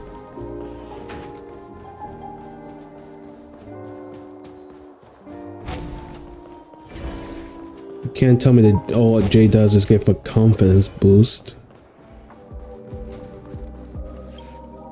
I've prepared a gift for you, Dorothy. Check this out. Whoa, what a beautiful necklace. Is it made of cymophane? It's stunning. Simon, what? How did you know I love jewelry made of cymophane? It has the same purple hue as the necklace my dad gave my mom. I've never told anyone about it. How did you find out, Del? So it's an amethyst, alright? So, will you go out with me? You didn't answer the question. I will. Really? I mean, really? I never said yes before because I thought you had no idea what I liked. But this gift made me realize you were actually paying attention all along, trying to learn everything about me. So yes, I will. How about that? Wonderful. My wish has actually come true! So, shall we go, Dorothy? Let's go outside and enjoy the stunning views of the 12 hours. Yeah, let's go.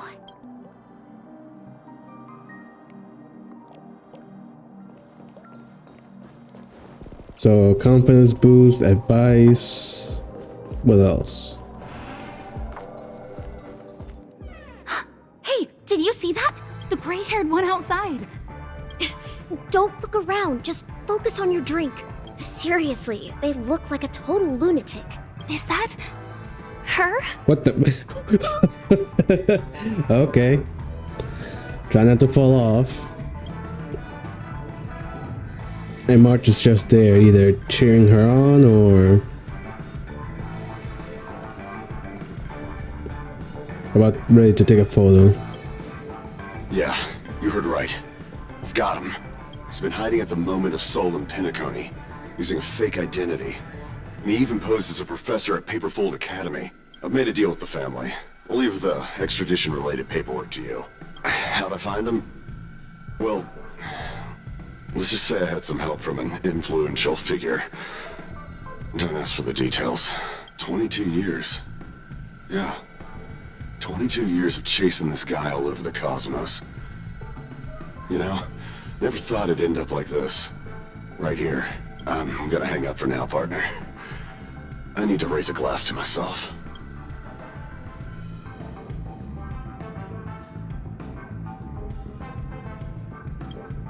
All of their wishes actually did come true. Huh? But I just don't understand. How did she do it? And what does pawn really mean? I should go back and ask.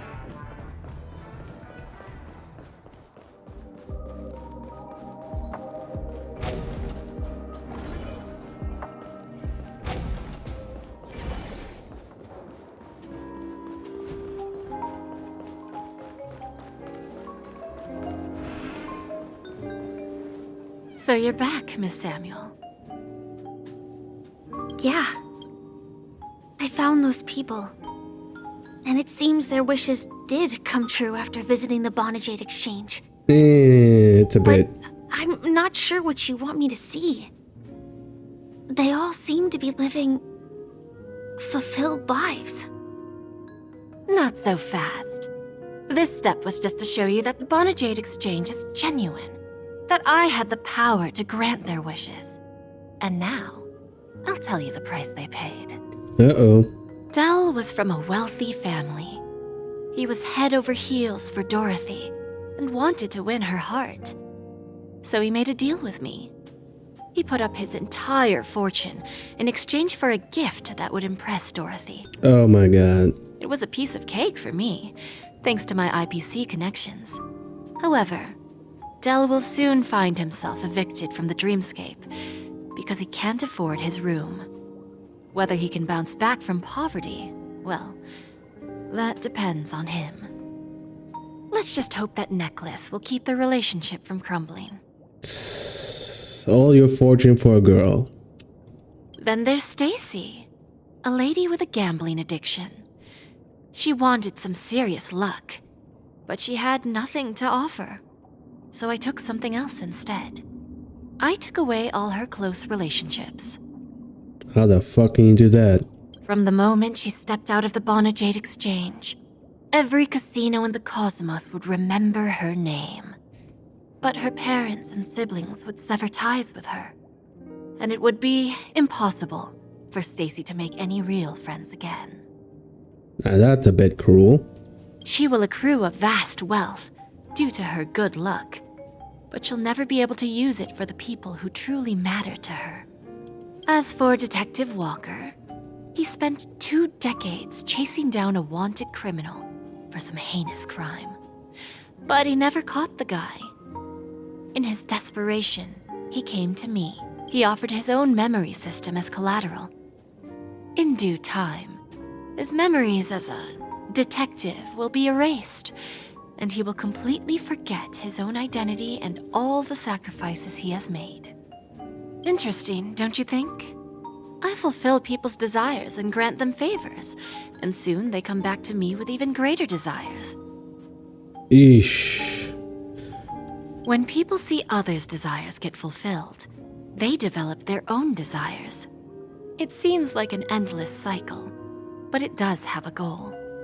In the end, I will get what I desire from this whirlpool, and patience happens to be one of my greatest strengths.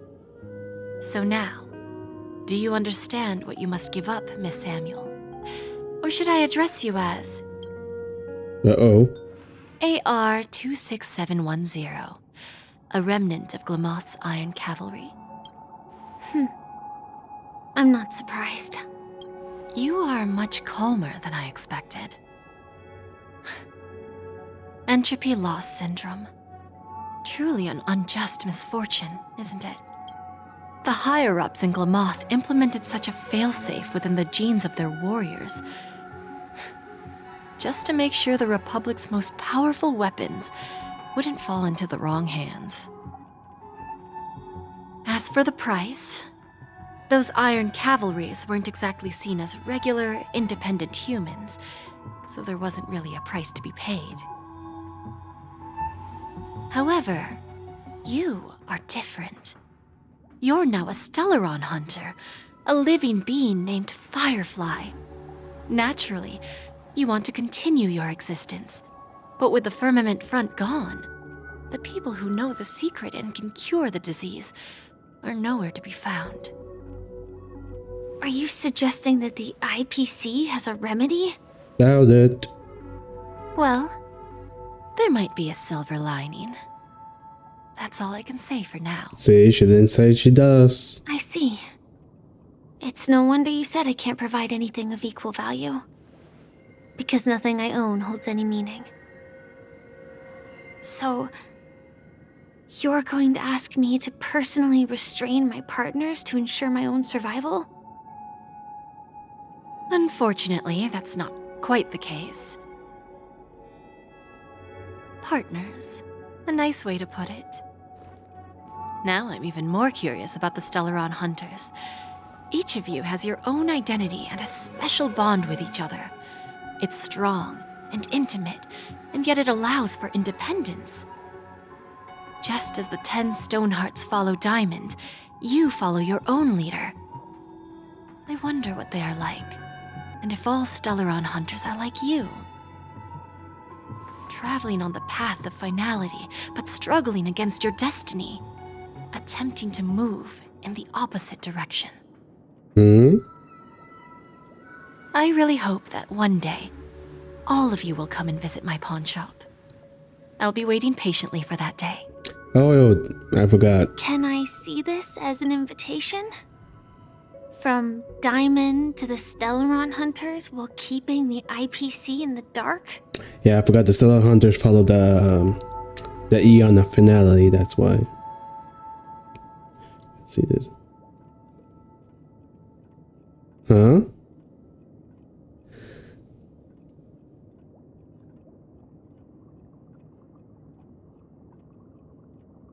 Consider it more of a personal offer from myself.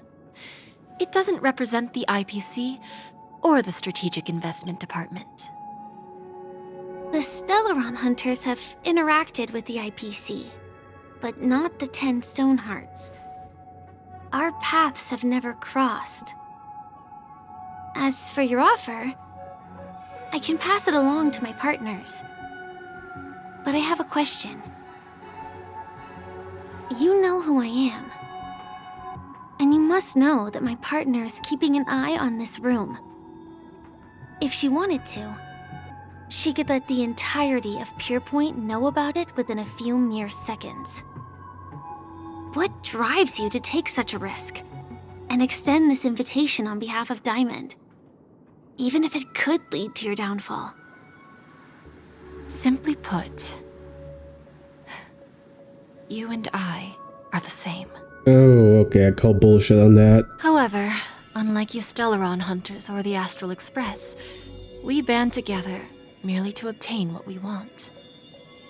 Each of us has our own past and destined ends, and on this journey, we have been invited by Diamond to join him.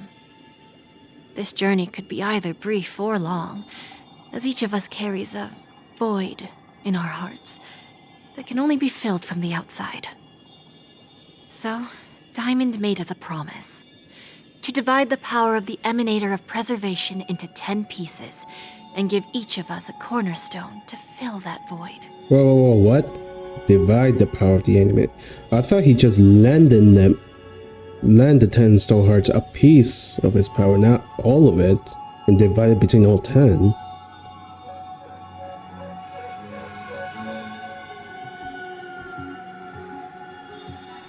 So, wait, what does that leave with... What about Diamond? What does that leave him with? Nothing? Is he no longer an Emanator?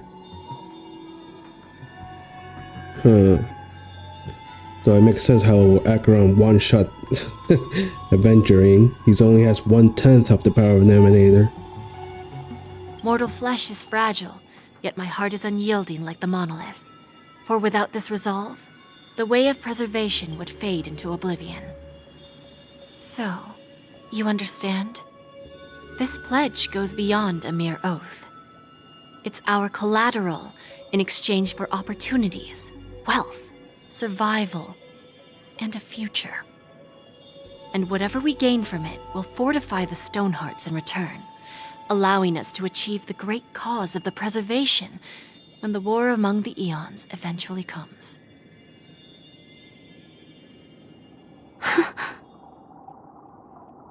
I understand. Take your time, child. You don't need to give me an immediate answer. Like I said, patience is one of my greatest strengths. If fate turns that page, our paths will cross again. It's a shame, though, that this pawn shop can't give me what I desire. My last attempt in Penacony. Well, it ends with hope.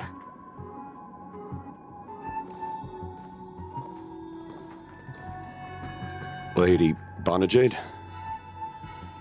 I've come to deliver the collaterals promised.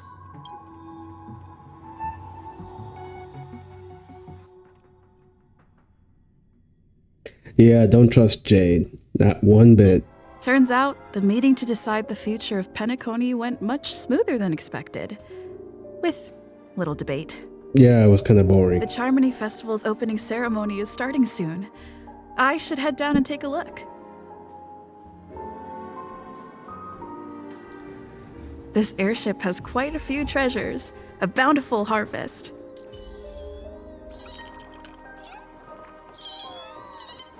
Alright, but when is Sparkle gonna show up? Let's bring some excitement here. Oh, book. I said the book, not you. Book. Boothill is here. I can take you out with just one shot whenever I choose. Boothill and Aventurine. Oh, that'd be my honor. Don't worry, I hate cheating at the table. You better. Ah, look who's here. The great hero of the Astral Express. The most dazzling trailblazer in all of Penacony. Oh, you're here too. Long time no see, friend.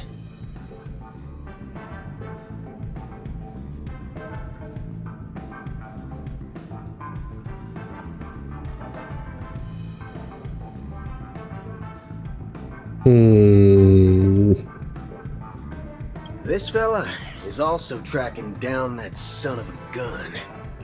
What's that saying again? The enemy of my enemy is my friend. Let's set aside those under-the-table dealings for now, partner. Don't want to spoil the festive mood of the Charmony Festival. What, are they still chasing Acheron's cheeks? What, come on. Not to mention, what makes you think you can actually take her on? You're not even, I'm assuming you're not an Emanator, so I'm not sure what the hell you're planning to do once you catch up to her. Oh, I agree. Now let's congratulate Miss Trailblazer. I hear the family intends to thank the crew at the Charmony Festival. It's a real pity I can't personally be there to witness this. Not to mention, Aventurine himself should know not to mess with Acheron after getting one shot out of the sky. Well, my job was just to give the IPC an opening.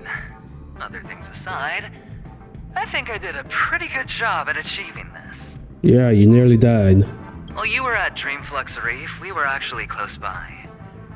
We wouldn't have been able to dig up so much dirty information without the help of a knowledgeable friend. But that emanator didn't pull any punches.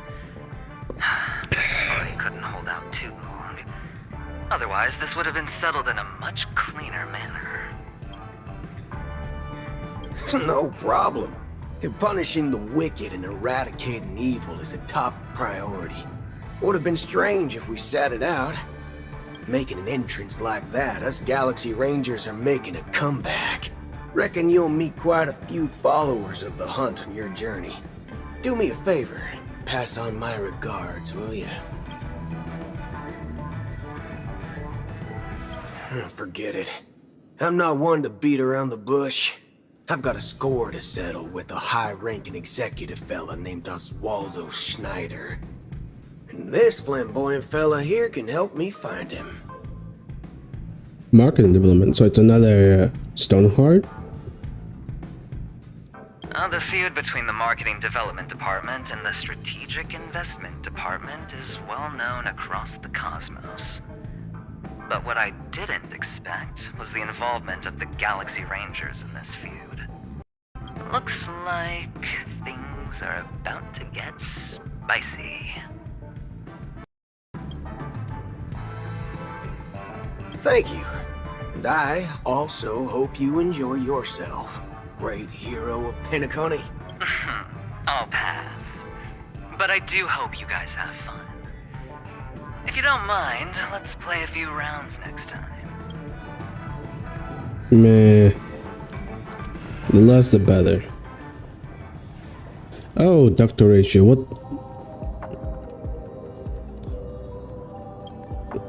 Ah, yes. I remember you. Your performance at Herta's space station was adequate, I suppose. No wonder that gambler likes you so much.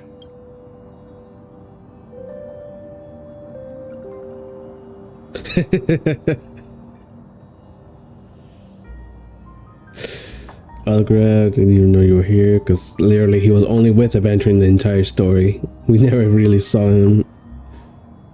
I don't remember. Are you here?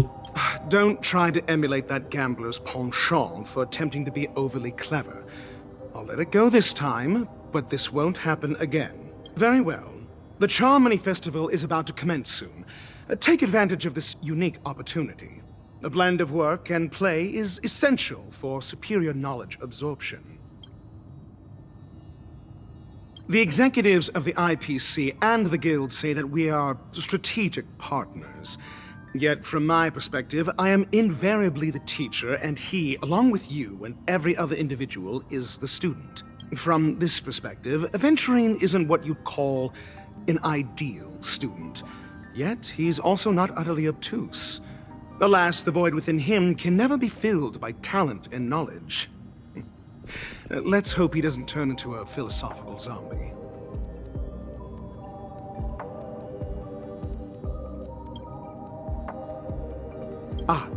Saying such a thing merely indicates that you have not truly grasped the essence of learning. The principle of balancing work and relaxation is scientifically grounded, with the relevant proof process detailed on page 21 of the 31,467th issue of the academic journal Star Caesar. Acquiring knowledge aims to enhance living. Don't invert priorities like those dolts at the Guild. Then you'll excuse me. I think we're ready to get a read on this guy. Ooh, just like the golden years.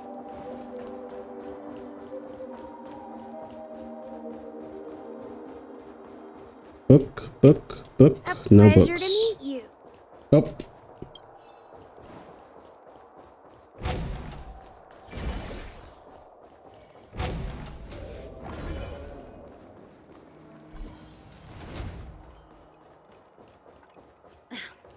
Watch your... Well, if it isn't my old friend. It hasn't been long, and yet here we are again. How are you?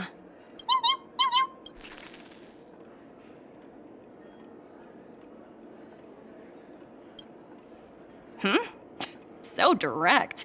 Aren't you afraid I might take you seriously? Thinking about it, though, the lives of the Nameless are so excessively exciting. I heard you guys pulled off a big stunt, cutting down the Oak family. Oops. If one day you're tired and looking for a change in work environment, or if you want a desk job, just contact me. Look how bustling this ship is.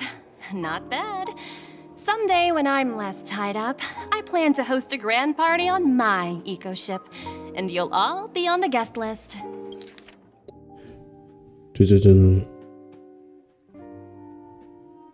Okay.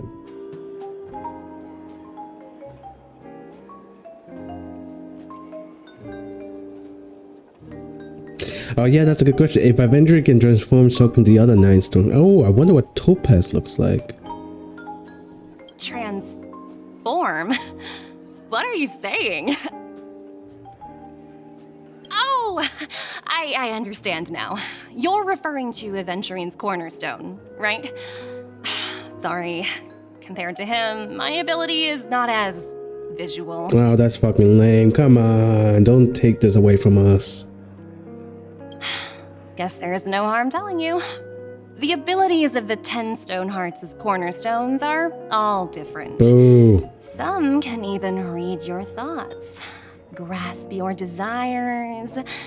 So, be careful. That's boring. Now that I think about it, it was good that Branya got there when she did in Bellabog. If she came any later, we probably wouldn't have ended up as friends. I still don't think we are friends, but whatever. Uh-oh. Book.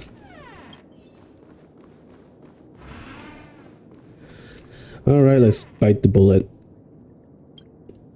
Hey there, lively lady. Welcome to the Bona Jade Exchange. It's lovely lady, not lively lady. What should I call you?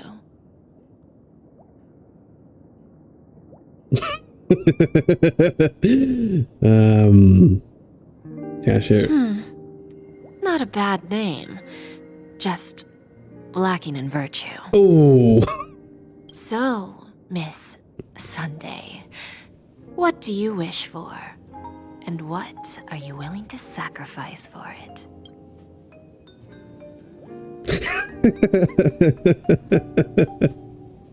Oh my god, they're all absurd.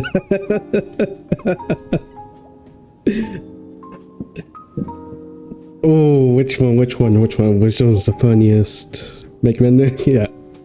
Oh, this is your wish.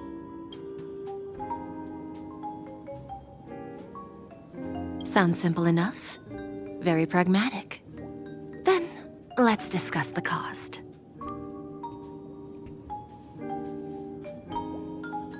To fulfill this wish, the thing I need is simple. The tail of an animal. Well, it's a two-legged animal with black fur, a round head, and long ears. It's omnivorous and is prone to mood swings. Most importantly, it has mastered the human language and can communicate. Bring its tail to me as collateral, and your dreams will come true.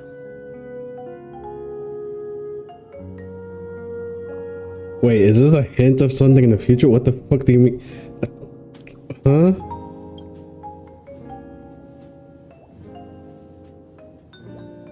A tail of...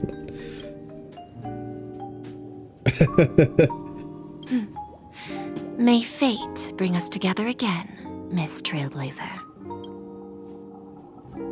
Can't do May that. fate bring us together again. Damn, can't do that again.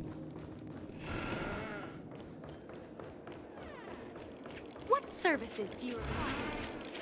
Oh, there's 2 clocks now. Book. That's a book. Here we go.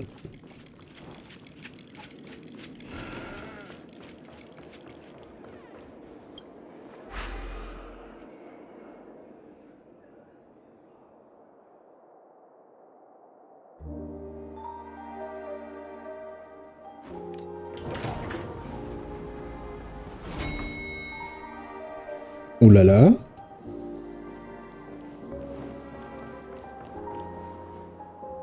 It's out there.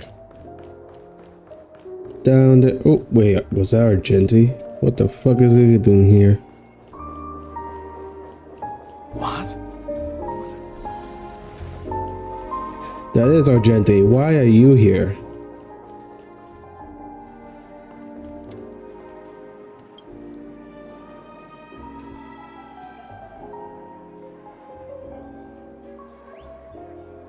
His lines are not even voiced.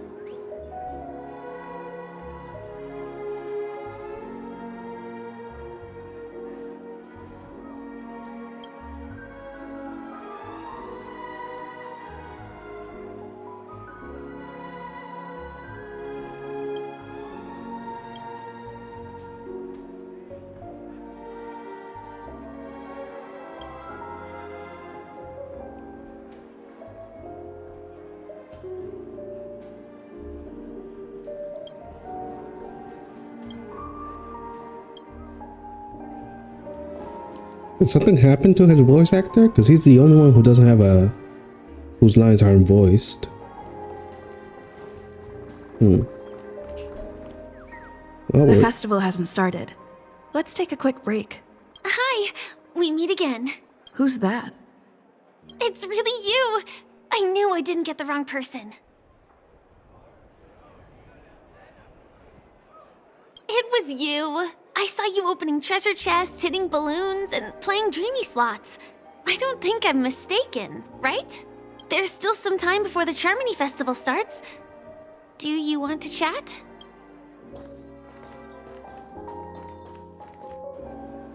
Two murder cases, a showdown with the IPC's ambassadors, the legacy of the Nameless, and a remnant of the Order who wishes to replace an Eon-created paradise with a dream.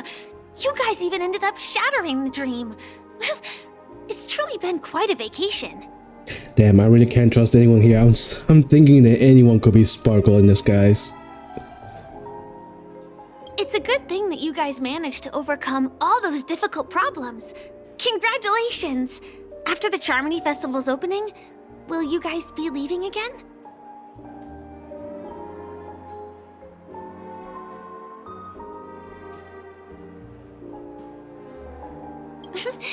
There will always be somewhere.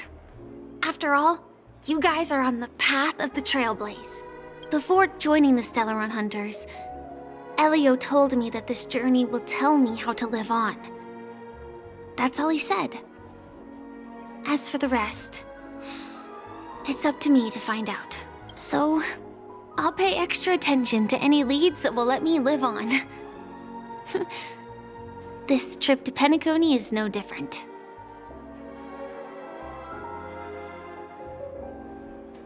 Yes, initially I thought the answer might lie with the riddle of the Watchmaker. I was looking in the wrong place, but I did reap some rewards. Do you know Miss Jade from the IPC's Strategic Investment Department? Jade Exchange belongs to her.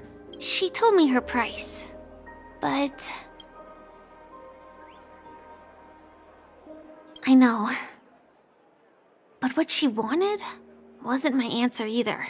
Of course, I want to live on. But what fate owes me, I want it paid back, not passed on. No one else should be involved because this is a grudge between me and fate. What fate owes you? Since when? That's not an opponent you can really fight back against. Speaking of which, actually, I feel that I still owe you a formal apology for that matter with the performer of the Iris family. Who? Even the smallest of lies can turn into a betrayal as sharp as a blade. I'm sorry. Water under the bridge. It's all fine.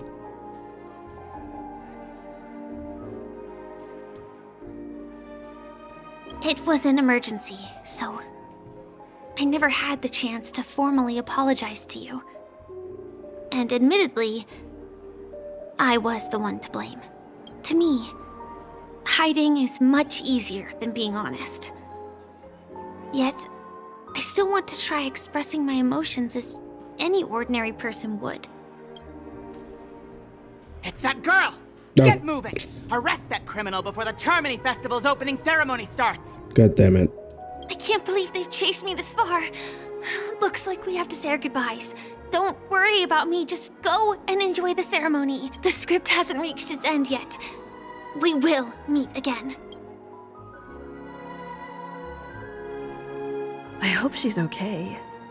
But if it's only those two hounds again, she'll probably be fine. She should be. I'll send a message later to check in on her. Let's go attend the Charmony Festival first.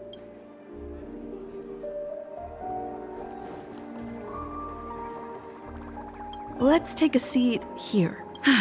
Everything is settled. But there's still some time left. Maybe I should take a walk. Forget it. I've done enough walking around already. Let's take a seat and rest for a while. Oh.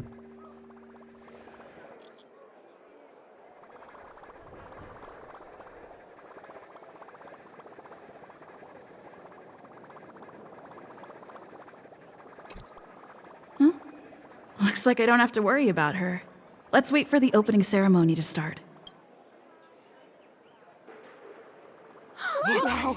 It's Miss Robin! Hey, Miss Robin! Hey, Miss Robin! Over here, Miss Robin! Miss Robin! Miss Robin! Miss Robin! Miss Robin! Where is Miss Robin?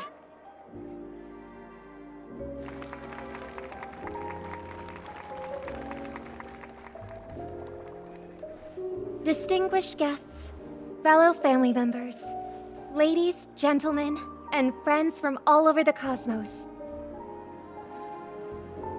It's a pleasure to join you all in celebrating the grandest ceremony of the Amber Era, the Charmony Festival. Firstly, on behalf of the Penacony family's 5 major lineages, and on behalf of myself, I'd like to extend a warm welcome to all our guests. Something's gonna ruin it. As you all may have noticed, this year's Charmony Festival is far from regular. Thanks to the efforts of everyone, the celebration is unprecedented in scale, with factions from across the cosmos in attendance. Not only that, the customary opening ceremony held at the Penacony Grand Theater has now moved to the Radiant Feldspar, the very airship you all stand upon. We invite you to express your warmest applause and deepest appreciation for Oti Alfalfa, head of the Alfalfa family, for his selfless devotion to the Harmony's cause.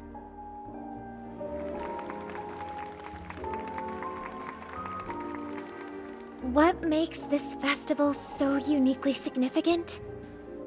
As is widely known, the Radiant Feldspar had to halt its voyage due to an anomaly in the Sweet Dream, sparking widespread discussion in the 12 Hours. Thanks to the hard work of Penacony's internal and external factions, we've finally gotten the dreamscape back on track, just in time for the Charmony Festival. And as they say, good things come in pairs. And finally, the last reason. Does everyone remember the Watchmaker? In truth, the family has poured their efforts into this festival just to commemorate this legendary luminary, the father of Penacony, Mikhail Char-Legwork, one of the legendary Nameless who laid the foundations of Penacony. In the most bewildering times of the planet of festivities, it was he who descended from the sky with his companions, who taught us through trailblazing where freedom lies.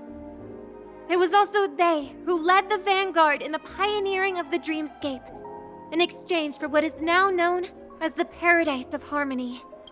It can be said that Penacony's splendid success today is deeply rooted in the trailblazing ethos the Watchmaker planted within us. Only by honoring this trailblazing spirit can we fulfill our mission and spread harmony to a broader audience. Aw, that's so nice of her. She's talking about us.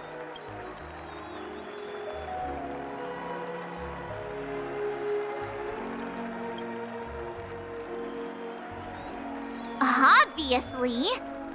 Wait, why does that seem so ominous? Oh, silly Marge. It's always fun to tease her. And now, the sweet dream is back on track. All thanks to the Trailblaze, of course. If it weren't for everyone on the Astral Express, we wouldn't be able to successfully host this Charmony Festival. Thus, with unanimous consent from the 5 major lineages, Penacony's family, on behalf of all family members throughout the cosmos, offer a token of appreciation to the Nameless. Oh, I wonder if it's gonna be a big one! Uh-oh. We will transfer ownership of the Radiant Feldspar to the Astral Express. A meager appreciation that we hope you will accept with grace. So we own a train and an airship now? Let us gift our applause and cheers to these brave and dauntless Nameless. Nameless! Nameless! Nameless! And now, I propose a toast to harmony, to the Trailblaze, to the future of Penacony and the universe, and to the generous Alfalfa family head, Mr. O.T. Alfalfa. Cheers! Oh, cutscene.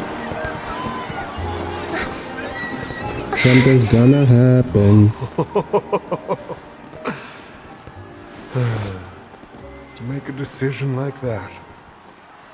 This little bird is no less capable than her brother. All's well that ends well. There we go. Right.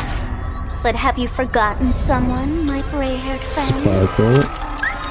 I put a bomb on this ship. You have 10 minutes to find it. Better hurry. When did this get shoved into my hands? Now why the fuck is she doing this? Who knows? Shits and giggles. Dun dun dun dun dun. God damn it, Sparkle. There's still so many bombs. Now's not the time for plot twists. I can't handle this alone. Time to create a group and inform everyone.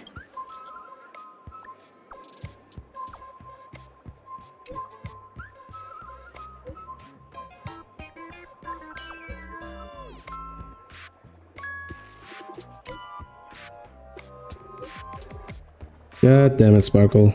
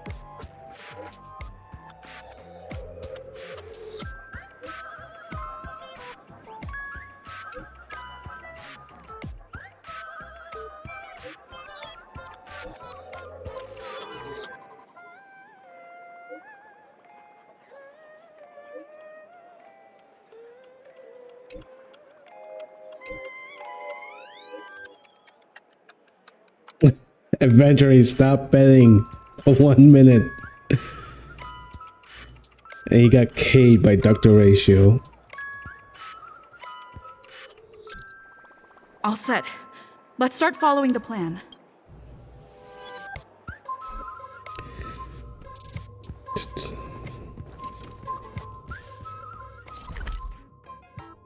Huh? Oh, or there we go. There should be. Let the show begin. I did not mean to do that. There should be one right here. Oh, there it is.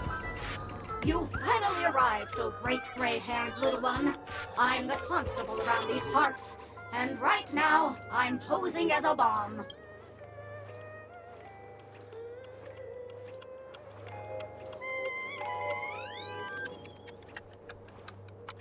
What do you know? This is called foreshadowing. All right, now that you've found me, it's my turn to complete my mission. Next, I'll count down from 5 and then explode. 5, 4, 1. Is it really that important? I'm not even a real bomb. Was it surprising, shocking, horrifying? No? Really? Fine. That's too bad then. You really ought to learn how to win a girl over.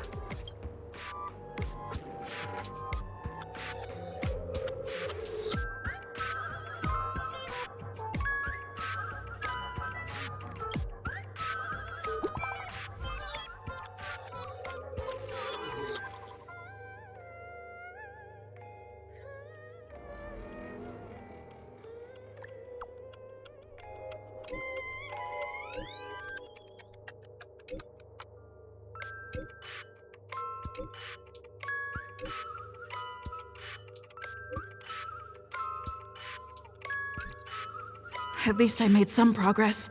Gotta keep working at it.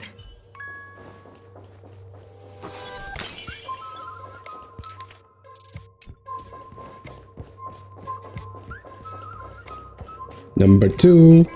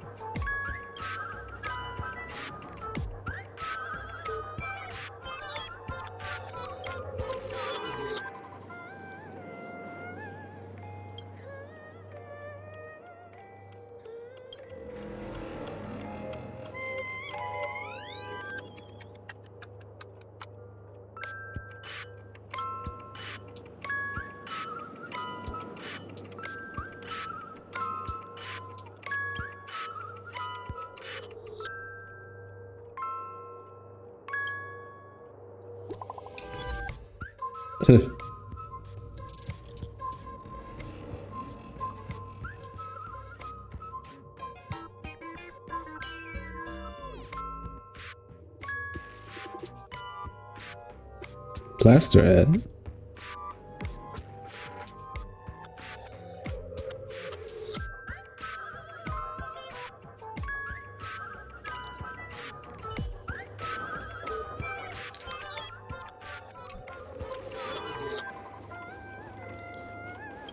Number 3. We meet again. I am Penacony's famed detective. Got yourself into a pickle? I'm more than happy to help. But unfortunately, I'm preoccupied with a couple of unsolved cases. So, you'll have to wait your turn.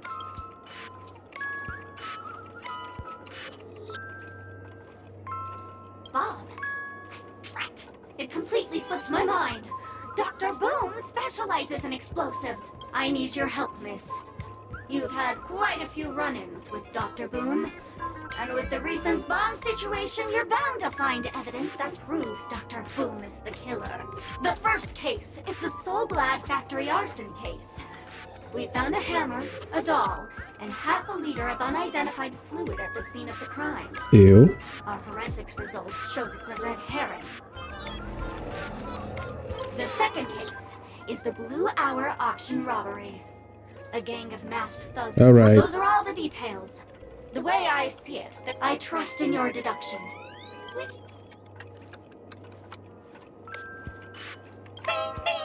Correct answer! You're good, gray hair. Seeing as you've put in so much effort, I'll throw you a bone. The bomb's not here. This is only a prank I've craftily set up.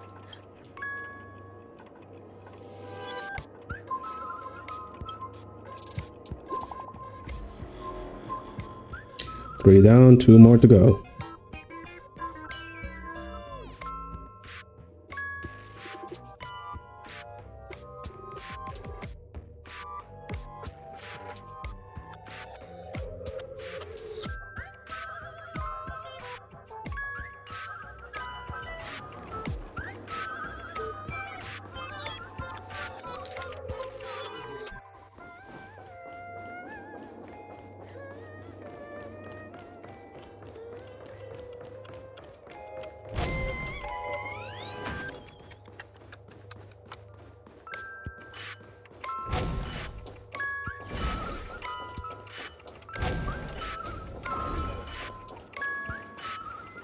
Number 4. Hello, lovely actor. You can call me the director doll. I often use this name in film credits. If you didn't know, I'm the one who directed the entire farce in Penacony. As the leading lady of the show, what did you think? Well, actually, due to the current plot requirements, you're only allowed to say one line. So please try and resist the urge to share your thoughts.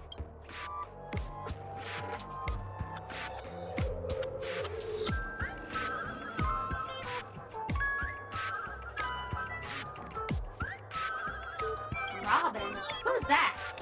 Since you're done asking questions and I'm done answering, according to the script, I must reveal to you the fact that there's no bomb here at all, thus causing you to want to kick yourself for spending this whole time listening to me prattling on, after which we will part ways. But don't fret, I've also prepared a gift for you. A dream bubble that has the thrilling life and death moments I shared with the beautiful memo keeper.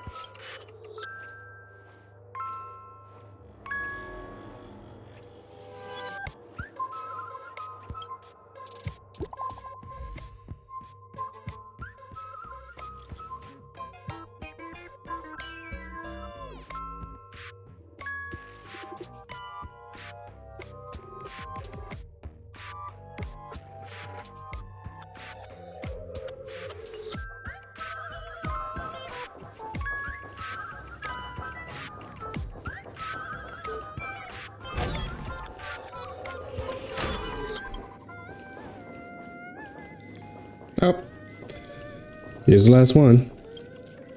Hello, I'm a bomb. There's still some time before I explode, so you can take a look around first. We do not have this function called wait around, but it's no problem. To ease any boredom during your wait, I can play a soothing song for you. Now playing Never Give Up, Never Surrender by the trending superstar Asterically from the Epsilon 12 system. This isn't a reference to Never Gonna Give You Up, right? Because if it is, okay, then yeah, Sparkle was the true villain of Penacony.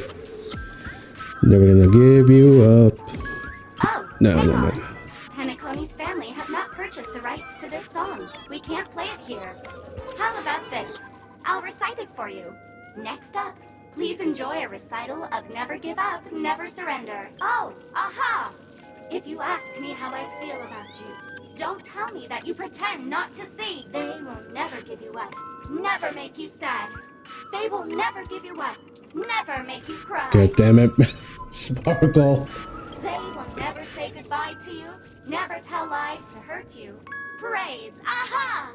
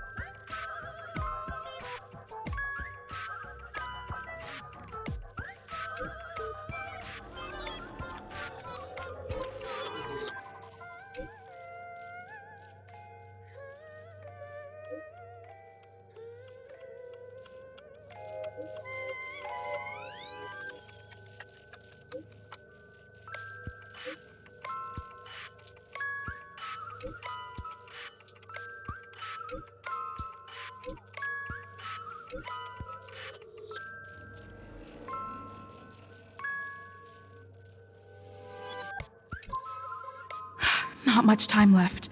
I hope I make it.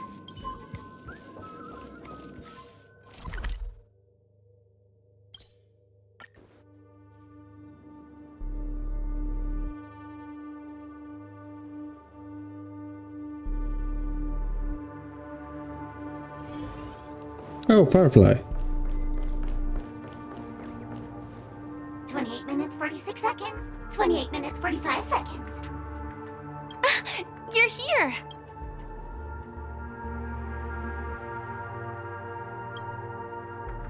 Don't come close! This bomb is very dangerous. And I'm the real Firefly. Since you're here, I'll just keep it short. Just over half an hour ago, I received a message from an unknown sender and rushed here as soon as I could. 27 minutes, 52 seconds. 27 minutes, 51 seconds. The Sweet Dream has lost the protection of the Order. If it were to blow up here, the consequences would be unfathomable. I've scrutinized it for a long time, but the bomb's design is incredibly unique, as if it's been locked by some mysterious path force. Yeah, elation. Apart from its creator, I fear no one knows how to deactivate it.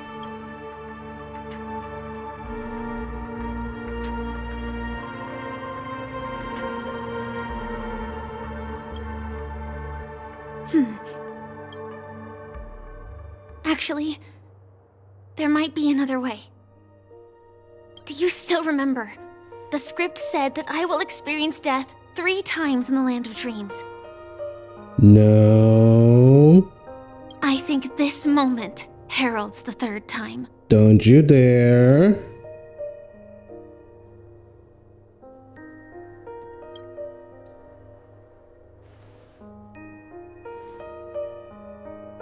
You may already know that I have no way of evoking dreams. I employ a Stellaron Hunter's special method in order to enter dreams instead. This allows me to perform feats that typical dream chasers can't. As long as I can bear the pain of the Memoria pressure, I'll be able to dive into the primal memory zone beyond the dream and extend a lifeline to the Radiant Feldspar. I will take this bomb into the depths of the dreamscape, as deep as possible where there are no living souls around. That way, at least no one will get hurt.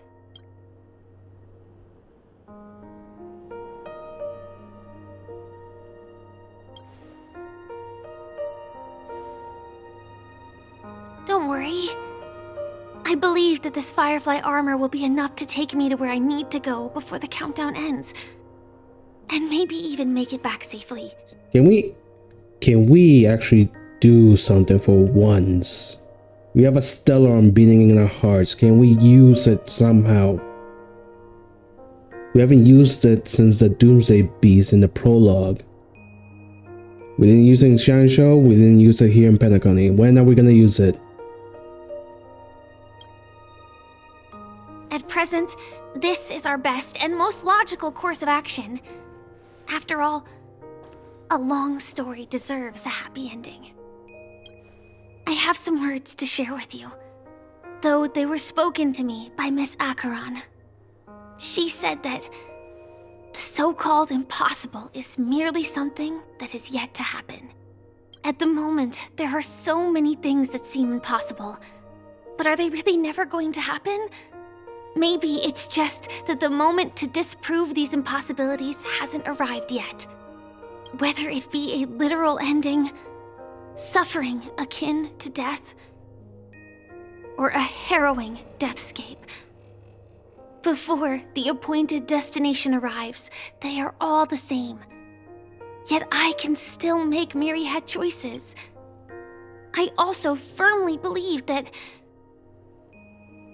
when that moment arrives for us to make a choice, the answer to our end will already be within our hearts. Who? It is not destiny that shapes us, but we who shape destiny. The Astral Express and the Stellaron Hunters are like light and shadow. We walk on different paths, intertwined, moving forward and growing together. Maybe the end is predestined, but it is not today. Since things are are going too well. Let's speed up the countdown.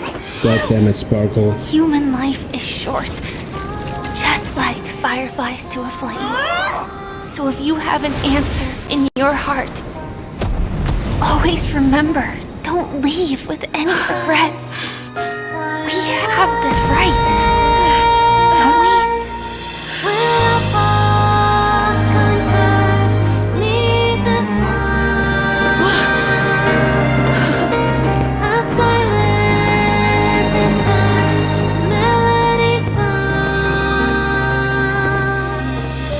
Since you care so much about other people's safety, why don't you go take a closer look?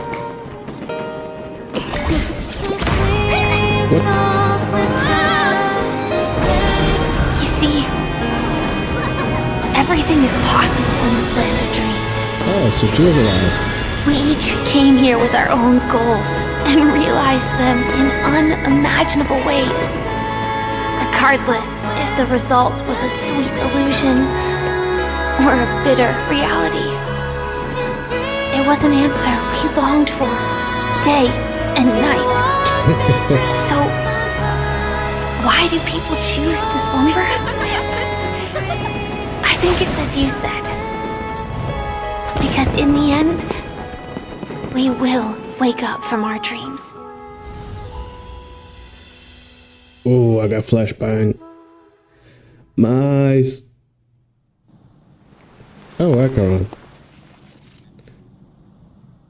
You're still here.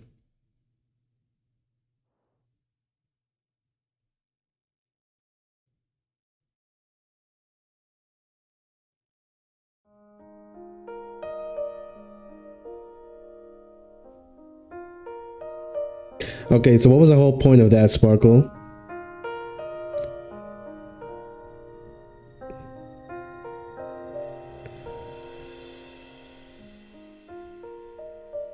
Oh, what the fuck am I saying? Of course, it's just for shits and giggles. That's the whole point of the elation. Oh, Acheron. When I arrived, I happened to see a child holding it. He said the flowers were prepared by Aunt Jessie for the watchmaker and the war comrade he'd missed his whole life. Mikhail would place 2 bunches of flowers here year after year. And after he left, it became 3. Your wishes will always be remembered by someone. Now, Penacony, as you hoped, has welcomed the dawn after a long, dark night. The path forward may not be a bed of roses, but at least people are prepared to step forth towards freedom. Tiernan, you can go home now. While the Nameless are also preparing for the next stop of their voyage.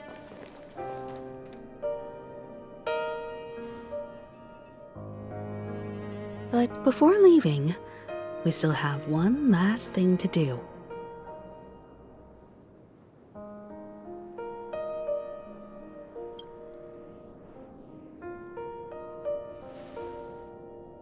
A fitting end to the tale of the departed. One could not ask for a better farewell. Go on. They're all here.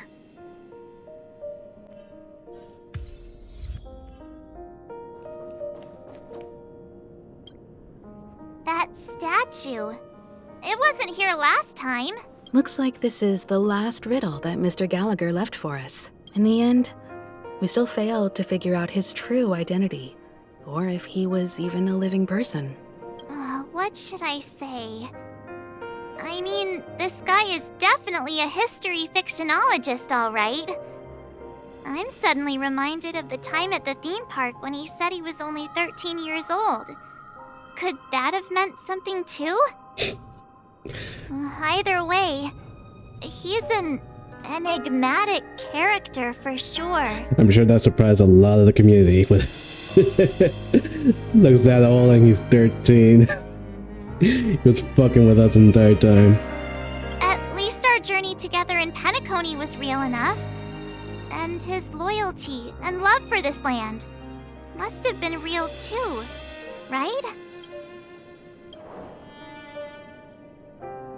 Gallagher, we raise a toast to you, the slumbering hound, to the festival's invitation, to all lies and the singular truth. If we ever meet again, please don't talk in riddles.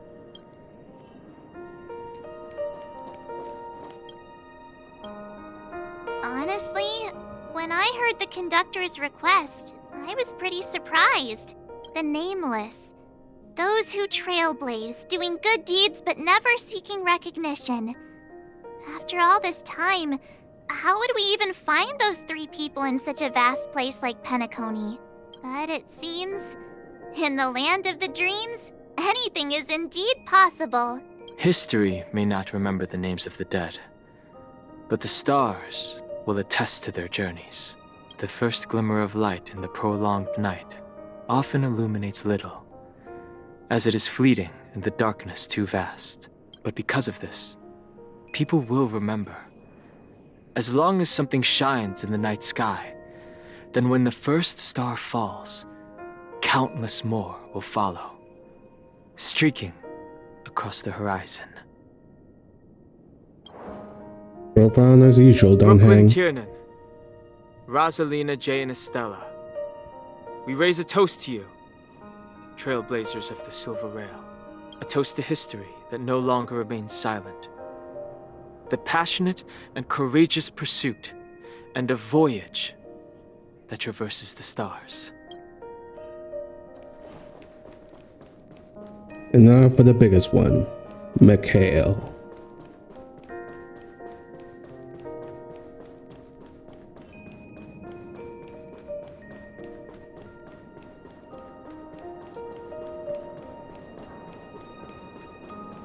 Oh, Mika. Is the Astro Express ready to depart Penacony? Apologies, Mr. Mika, that we are only now bidding you farewell. Oh, that's all right. You've all done so much for the Watchmaker, and we are forever indebted. Allow me, as the representative of Dreamflux Reef, to make another toast to all the nameless. What will the people of Dreamflux Reef do now? Many will continue to live here. Those accustomed to being awake will mostly have a hard time getting used to a life of darkness with their eyes closed. Though the order has faded, there must be someone to watch over this primal memory zone. Penacony's nights are long, and there are many who are still far from a good night's sleep. As for the sweet dream over there, we're still managing without it, aren't we? Mika and residents of Dreamflux Reef, we raise a toast to you, watchers of the long dream, to your tenacity throughout time, to each sorrowful night, and to the dawn that is finally upon us.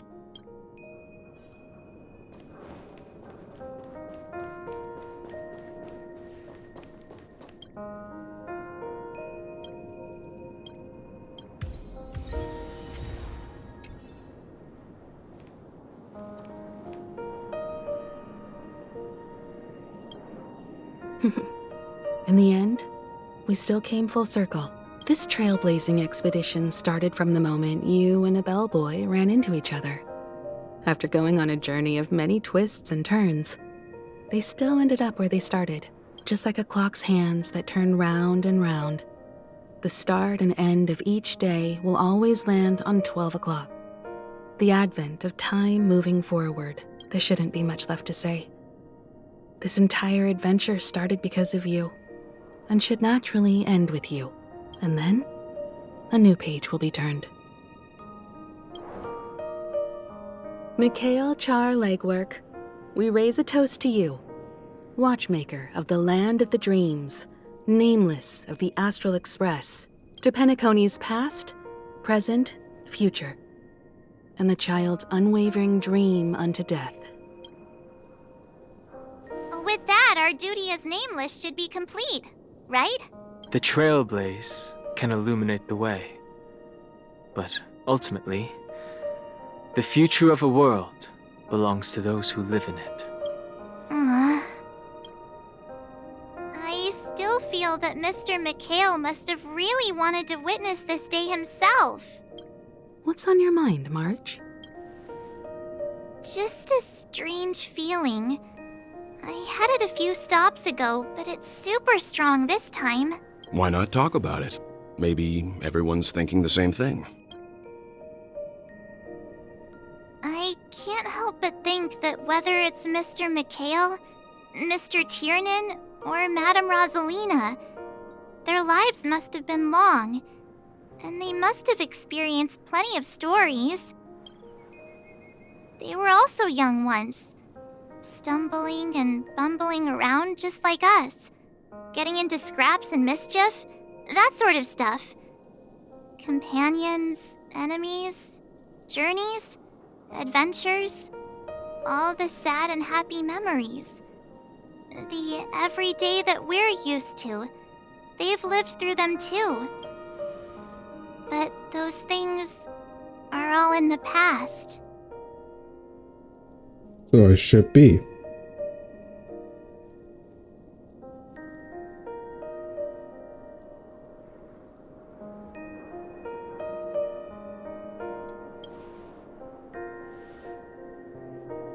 I know.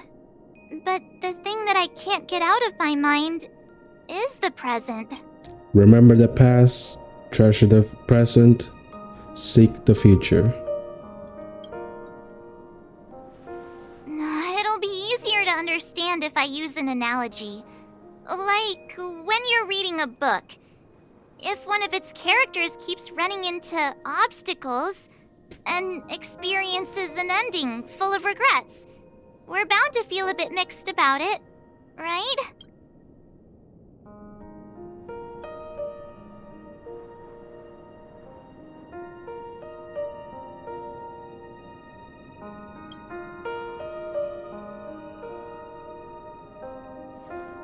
Because we've seen every nook and cranny of their lives, we see these people as special.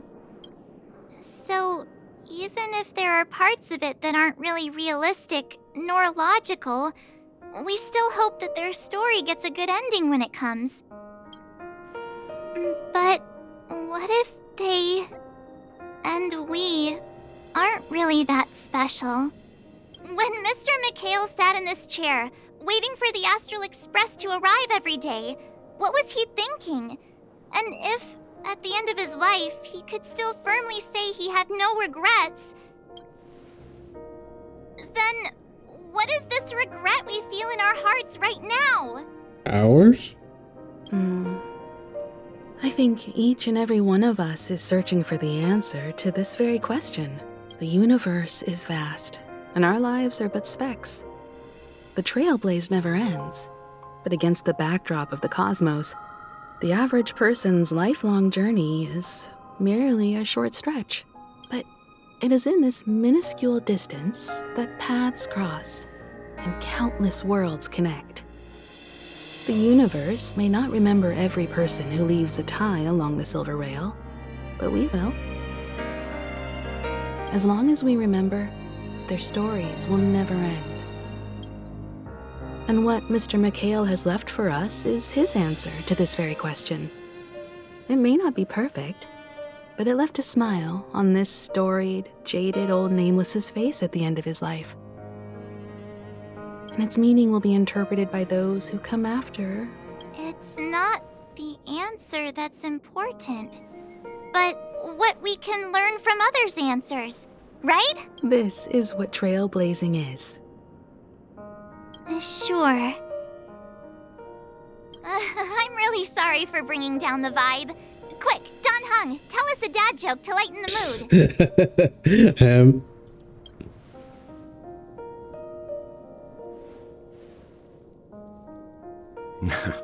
It's never a bad thing to reflect. One day we'll all have to face our own farewells.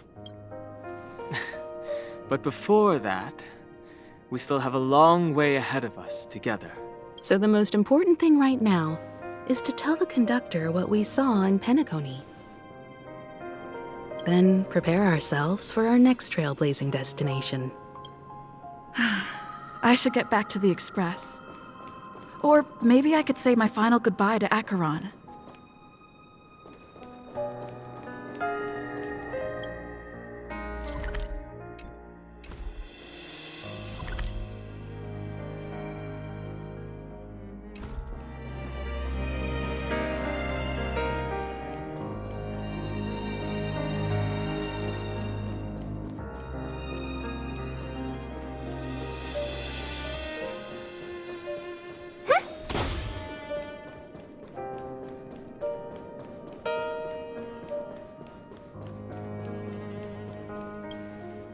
Do you still remember when we first arrived in Penacony? Who would have thought our paths would cross in such a way?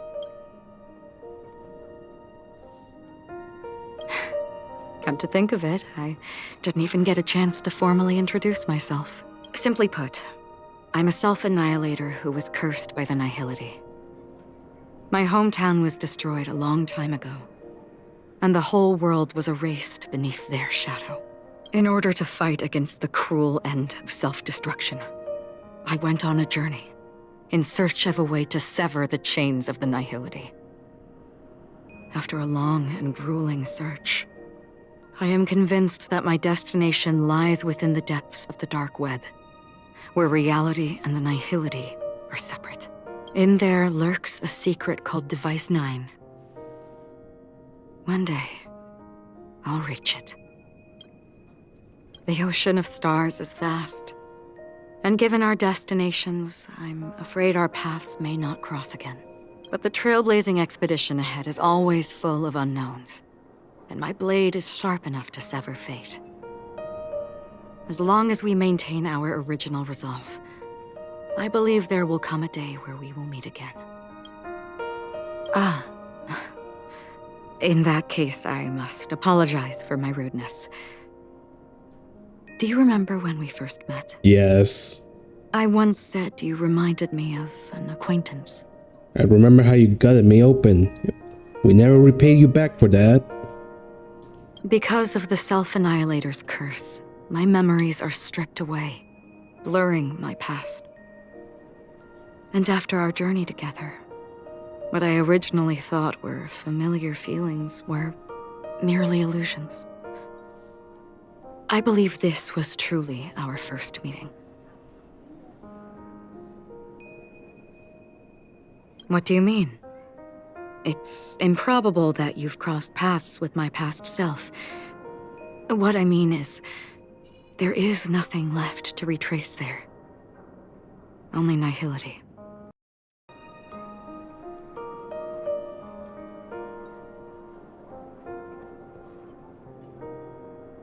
I see. You've also had a similar experience?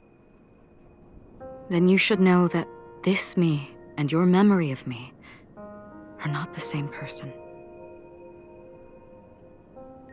Ooh.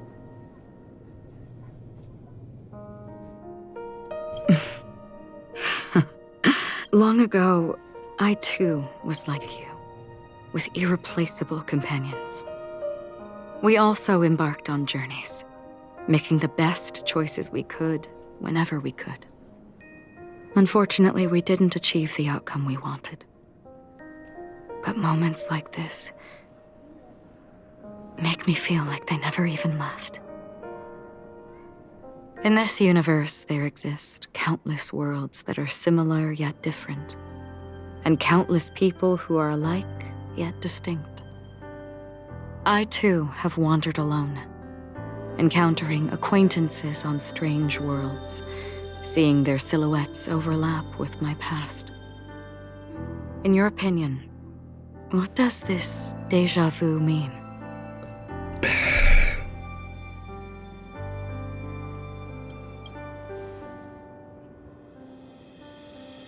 Attachment, desire, longing.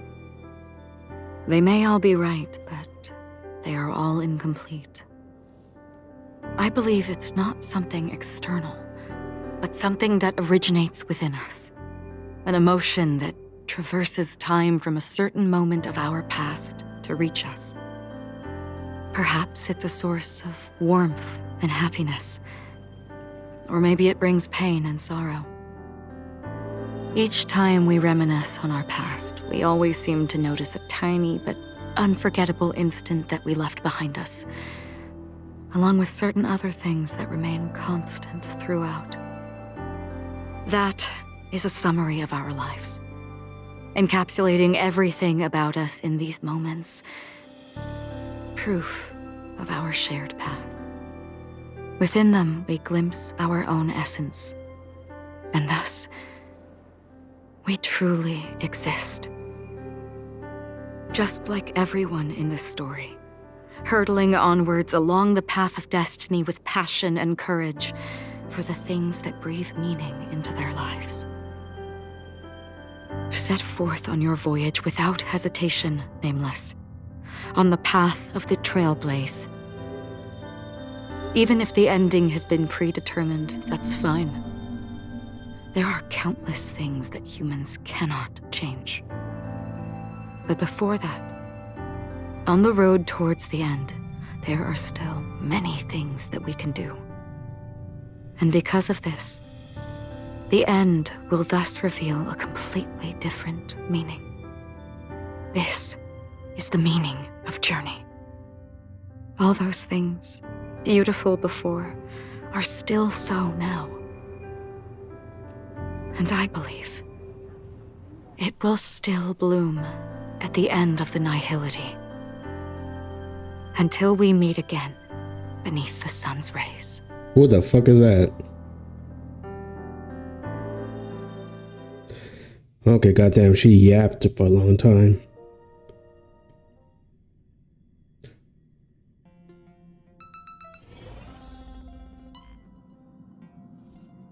If you got something to say in less than a paragraph. That's way too much. So most of it went over my head. Because I'm gonna be honest here, I'm not I'm not really a fan of Acheron. Little to no personality, kinda much of a gloom. And I'm still kinda ticked off that we never paid her back after what she did to us when we first met. Oh well. I just don't like her, but that's it.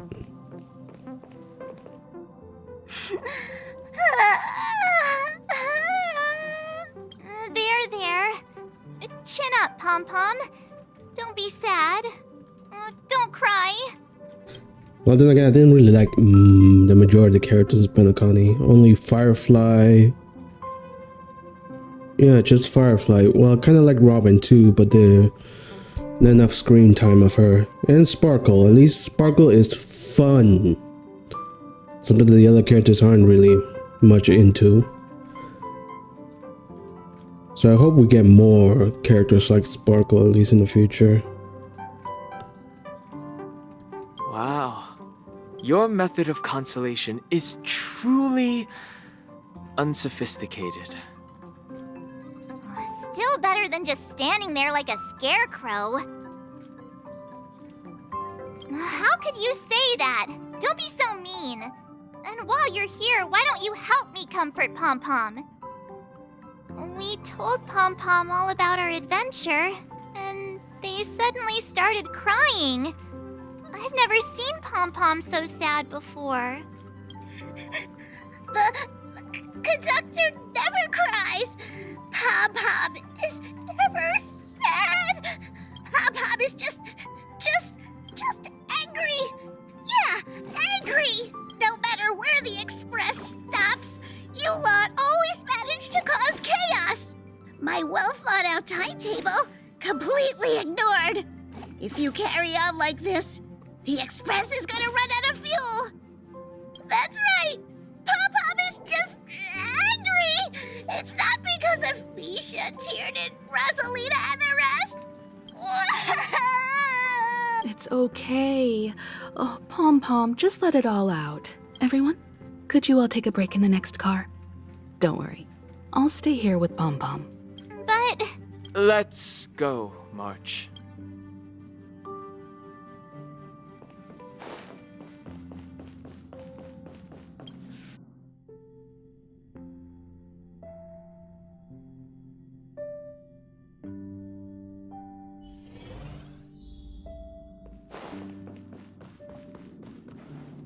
I I never expected Pom Pom would be so distraught.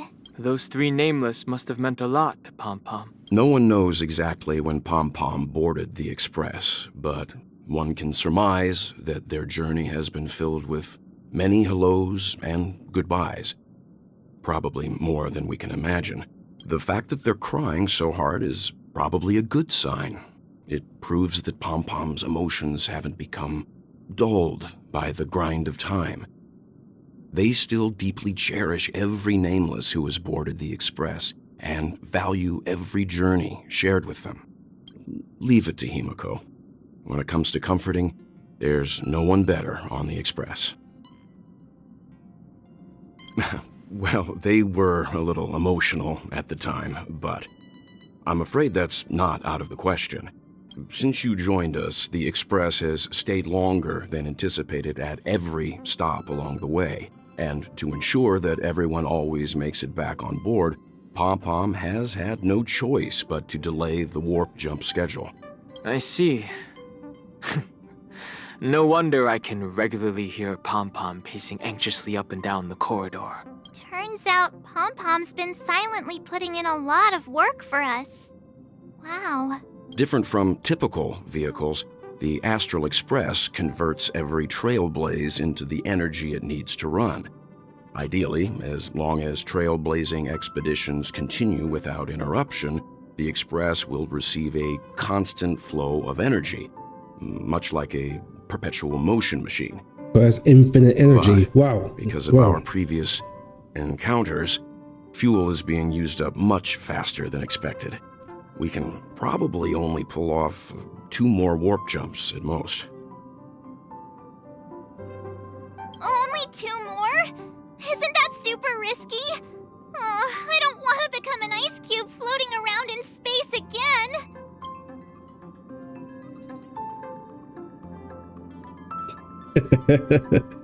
We can put on down hang or at least When you put it like that, doesn't actually sound too bad. But I don't even want to become an adorable ice cube floating around in space again. Which also means that we must prudently consider our next destination. Yes, I've already checked the astral charts. The 2 nearest worlds to us are the oceanic planet of Lushaka and the agate world, Melustanen. Ooh.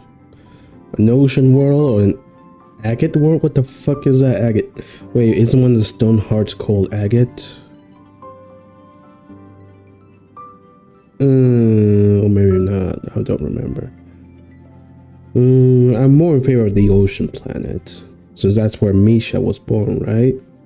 As for which one we're headed to, that still requires a vote. Or perhaps you might consider a suggestion. Kafka? No, wait, Black Swan? Everyone, oh, okay. We meet again. It was Black Swan. It's you! Why were you just in my room? Uh-oh. It's a very cute room, Miss March. Just like you.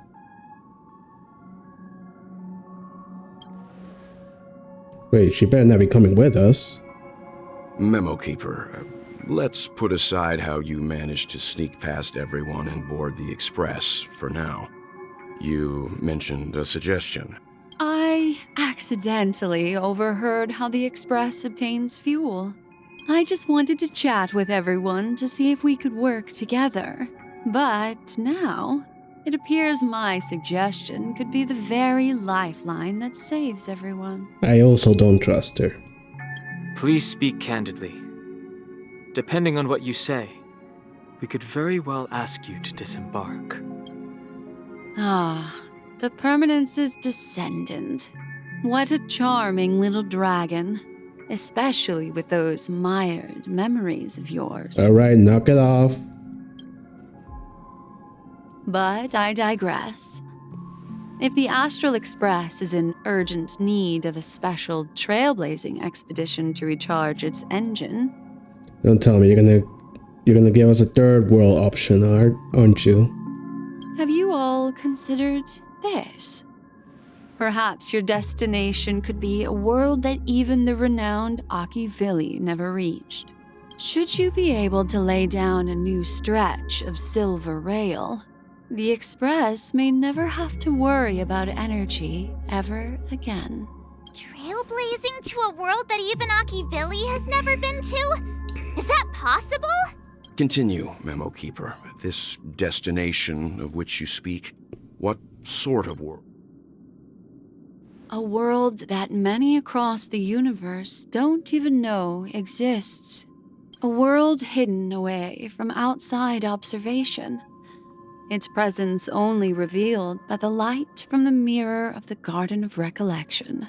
A world fettered by 3 paths. Oh. Its destiny hanging in the balance. 3 paths. So 3 eons. Which ones could it be? The Eternal Land. Amphorius. Eternal?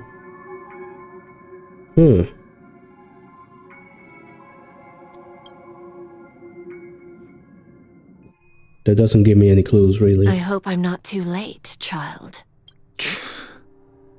I wasn't expecting it to be you. Don't you know how many sentry posts the family has built? And how hard it is to get you out of here? Looks like my time's up. What do you mean? What time? Negotiation, interrogation, or death. My fate lies entirely in your hands, Lady Jade. The dance is done. Why bother with the compassionate pretense and give someone who's about to die the chance to talk? Despite your fall from grace, you still look well. I'm very glad to see that you're so full of verve. Do not insult my pride with half-veiled sarcasm. Have you specially come to see me just to sate your vile vanity? Oh, of course not. I merely came to fulfill your younger sister's wishes, to offer you a generous trade. That is, if you're willing to accept. It's not generous at all. Robin? To build a true haven where everyone can attain peace. That's the oath between you siblings, isn't it? If I told you there was still a chance to realize this vow, would you be willing to talk to me then? It's a lie. I recognize the gravity of this question, which is why you don't have to answer me right now. Go now. You are free, O Chosen One, who dare to exceed his bounds. Sever your wings, descend to the mortal realm, and walk their lands. See what this world is truly like. I will not accept your charity. As I mentioned earlier, it's a trade, and you don't have to give me an answer right now. Rewards are not reaped in a day, and if there's one thing I'm best at, it's waiting. The sweet dream still continues, and the night is still long. You have plenty of time to contemplate your answer. A word of advice for you before we part ways. A word of warning from someone who's been in your shoes before. Life is too short to miss out on golden opportunities.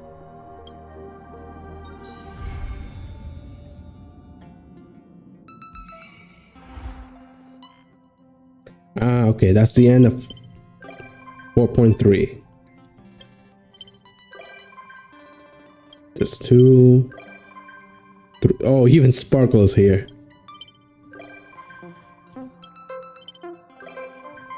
Oh, so many.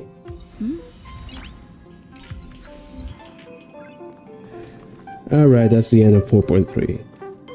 And I heard 4.4 is going to be coming out soon. 4.3, 2.3. The end of 2.3. My bad. I'm still thinking of Genshin, which is in 4.8. I gotta do a video for that now as well. Now I'm done with this. There's nothing really to do with CCC except events. I'll do Genshin, then I have to do Weathering Waves. And then we get back to Star Rail once 2.4 comes out. Alright, until then, See you guys in the next video.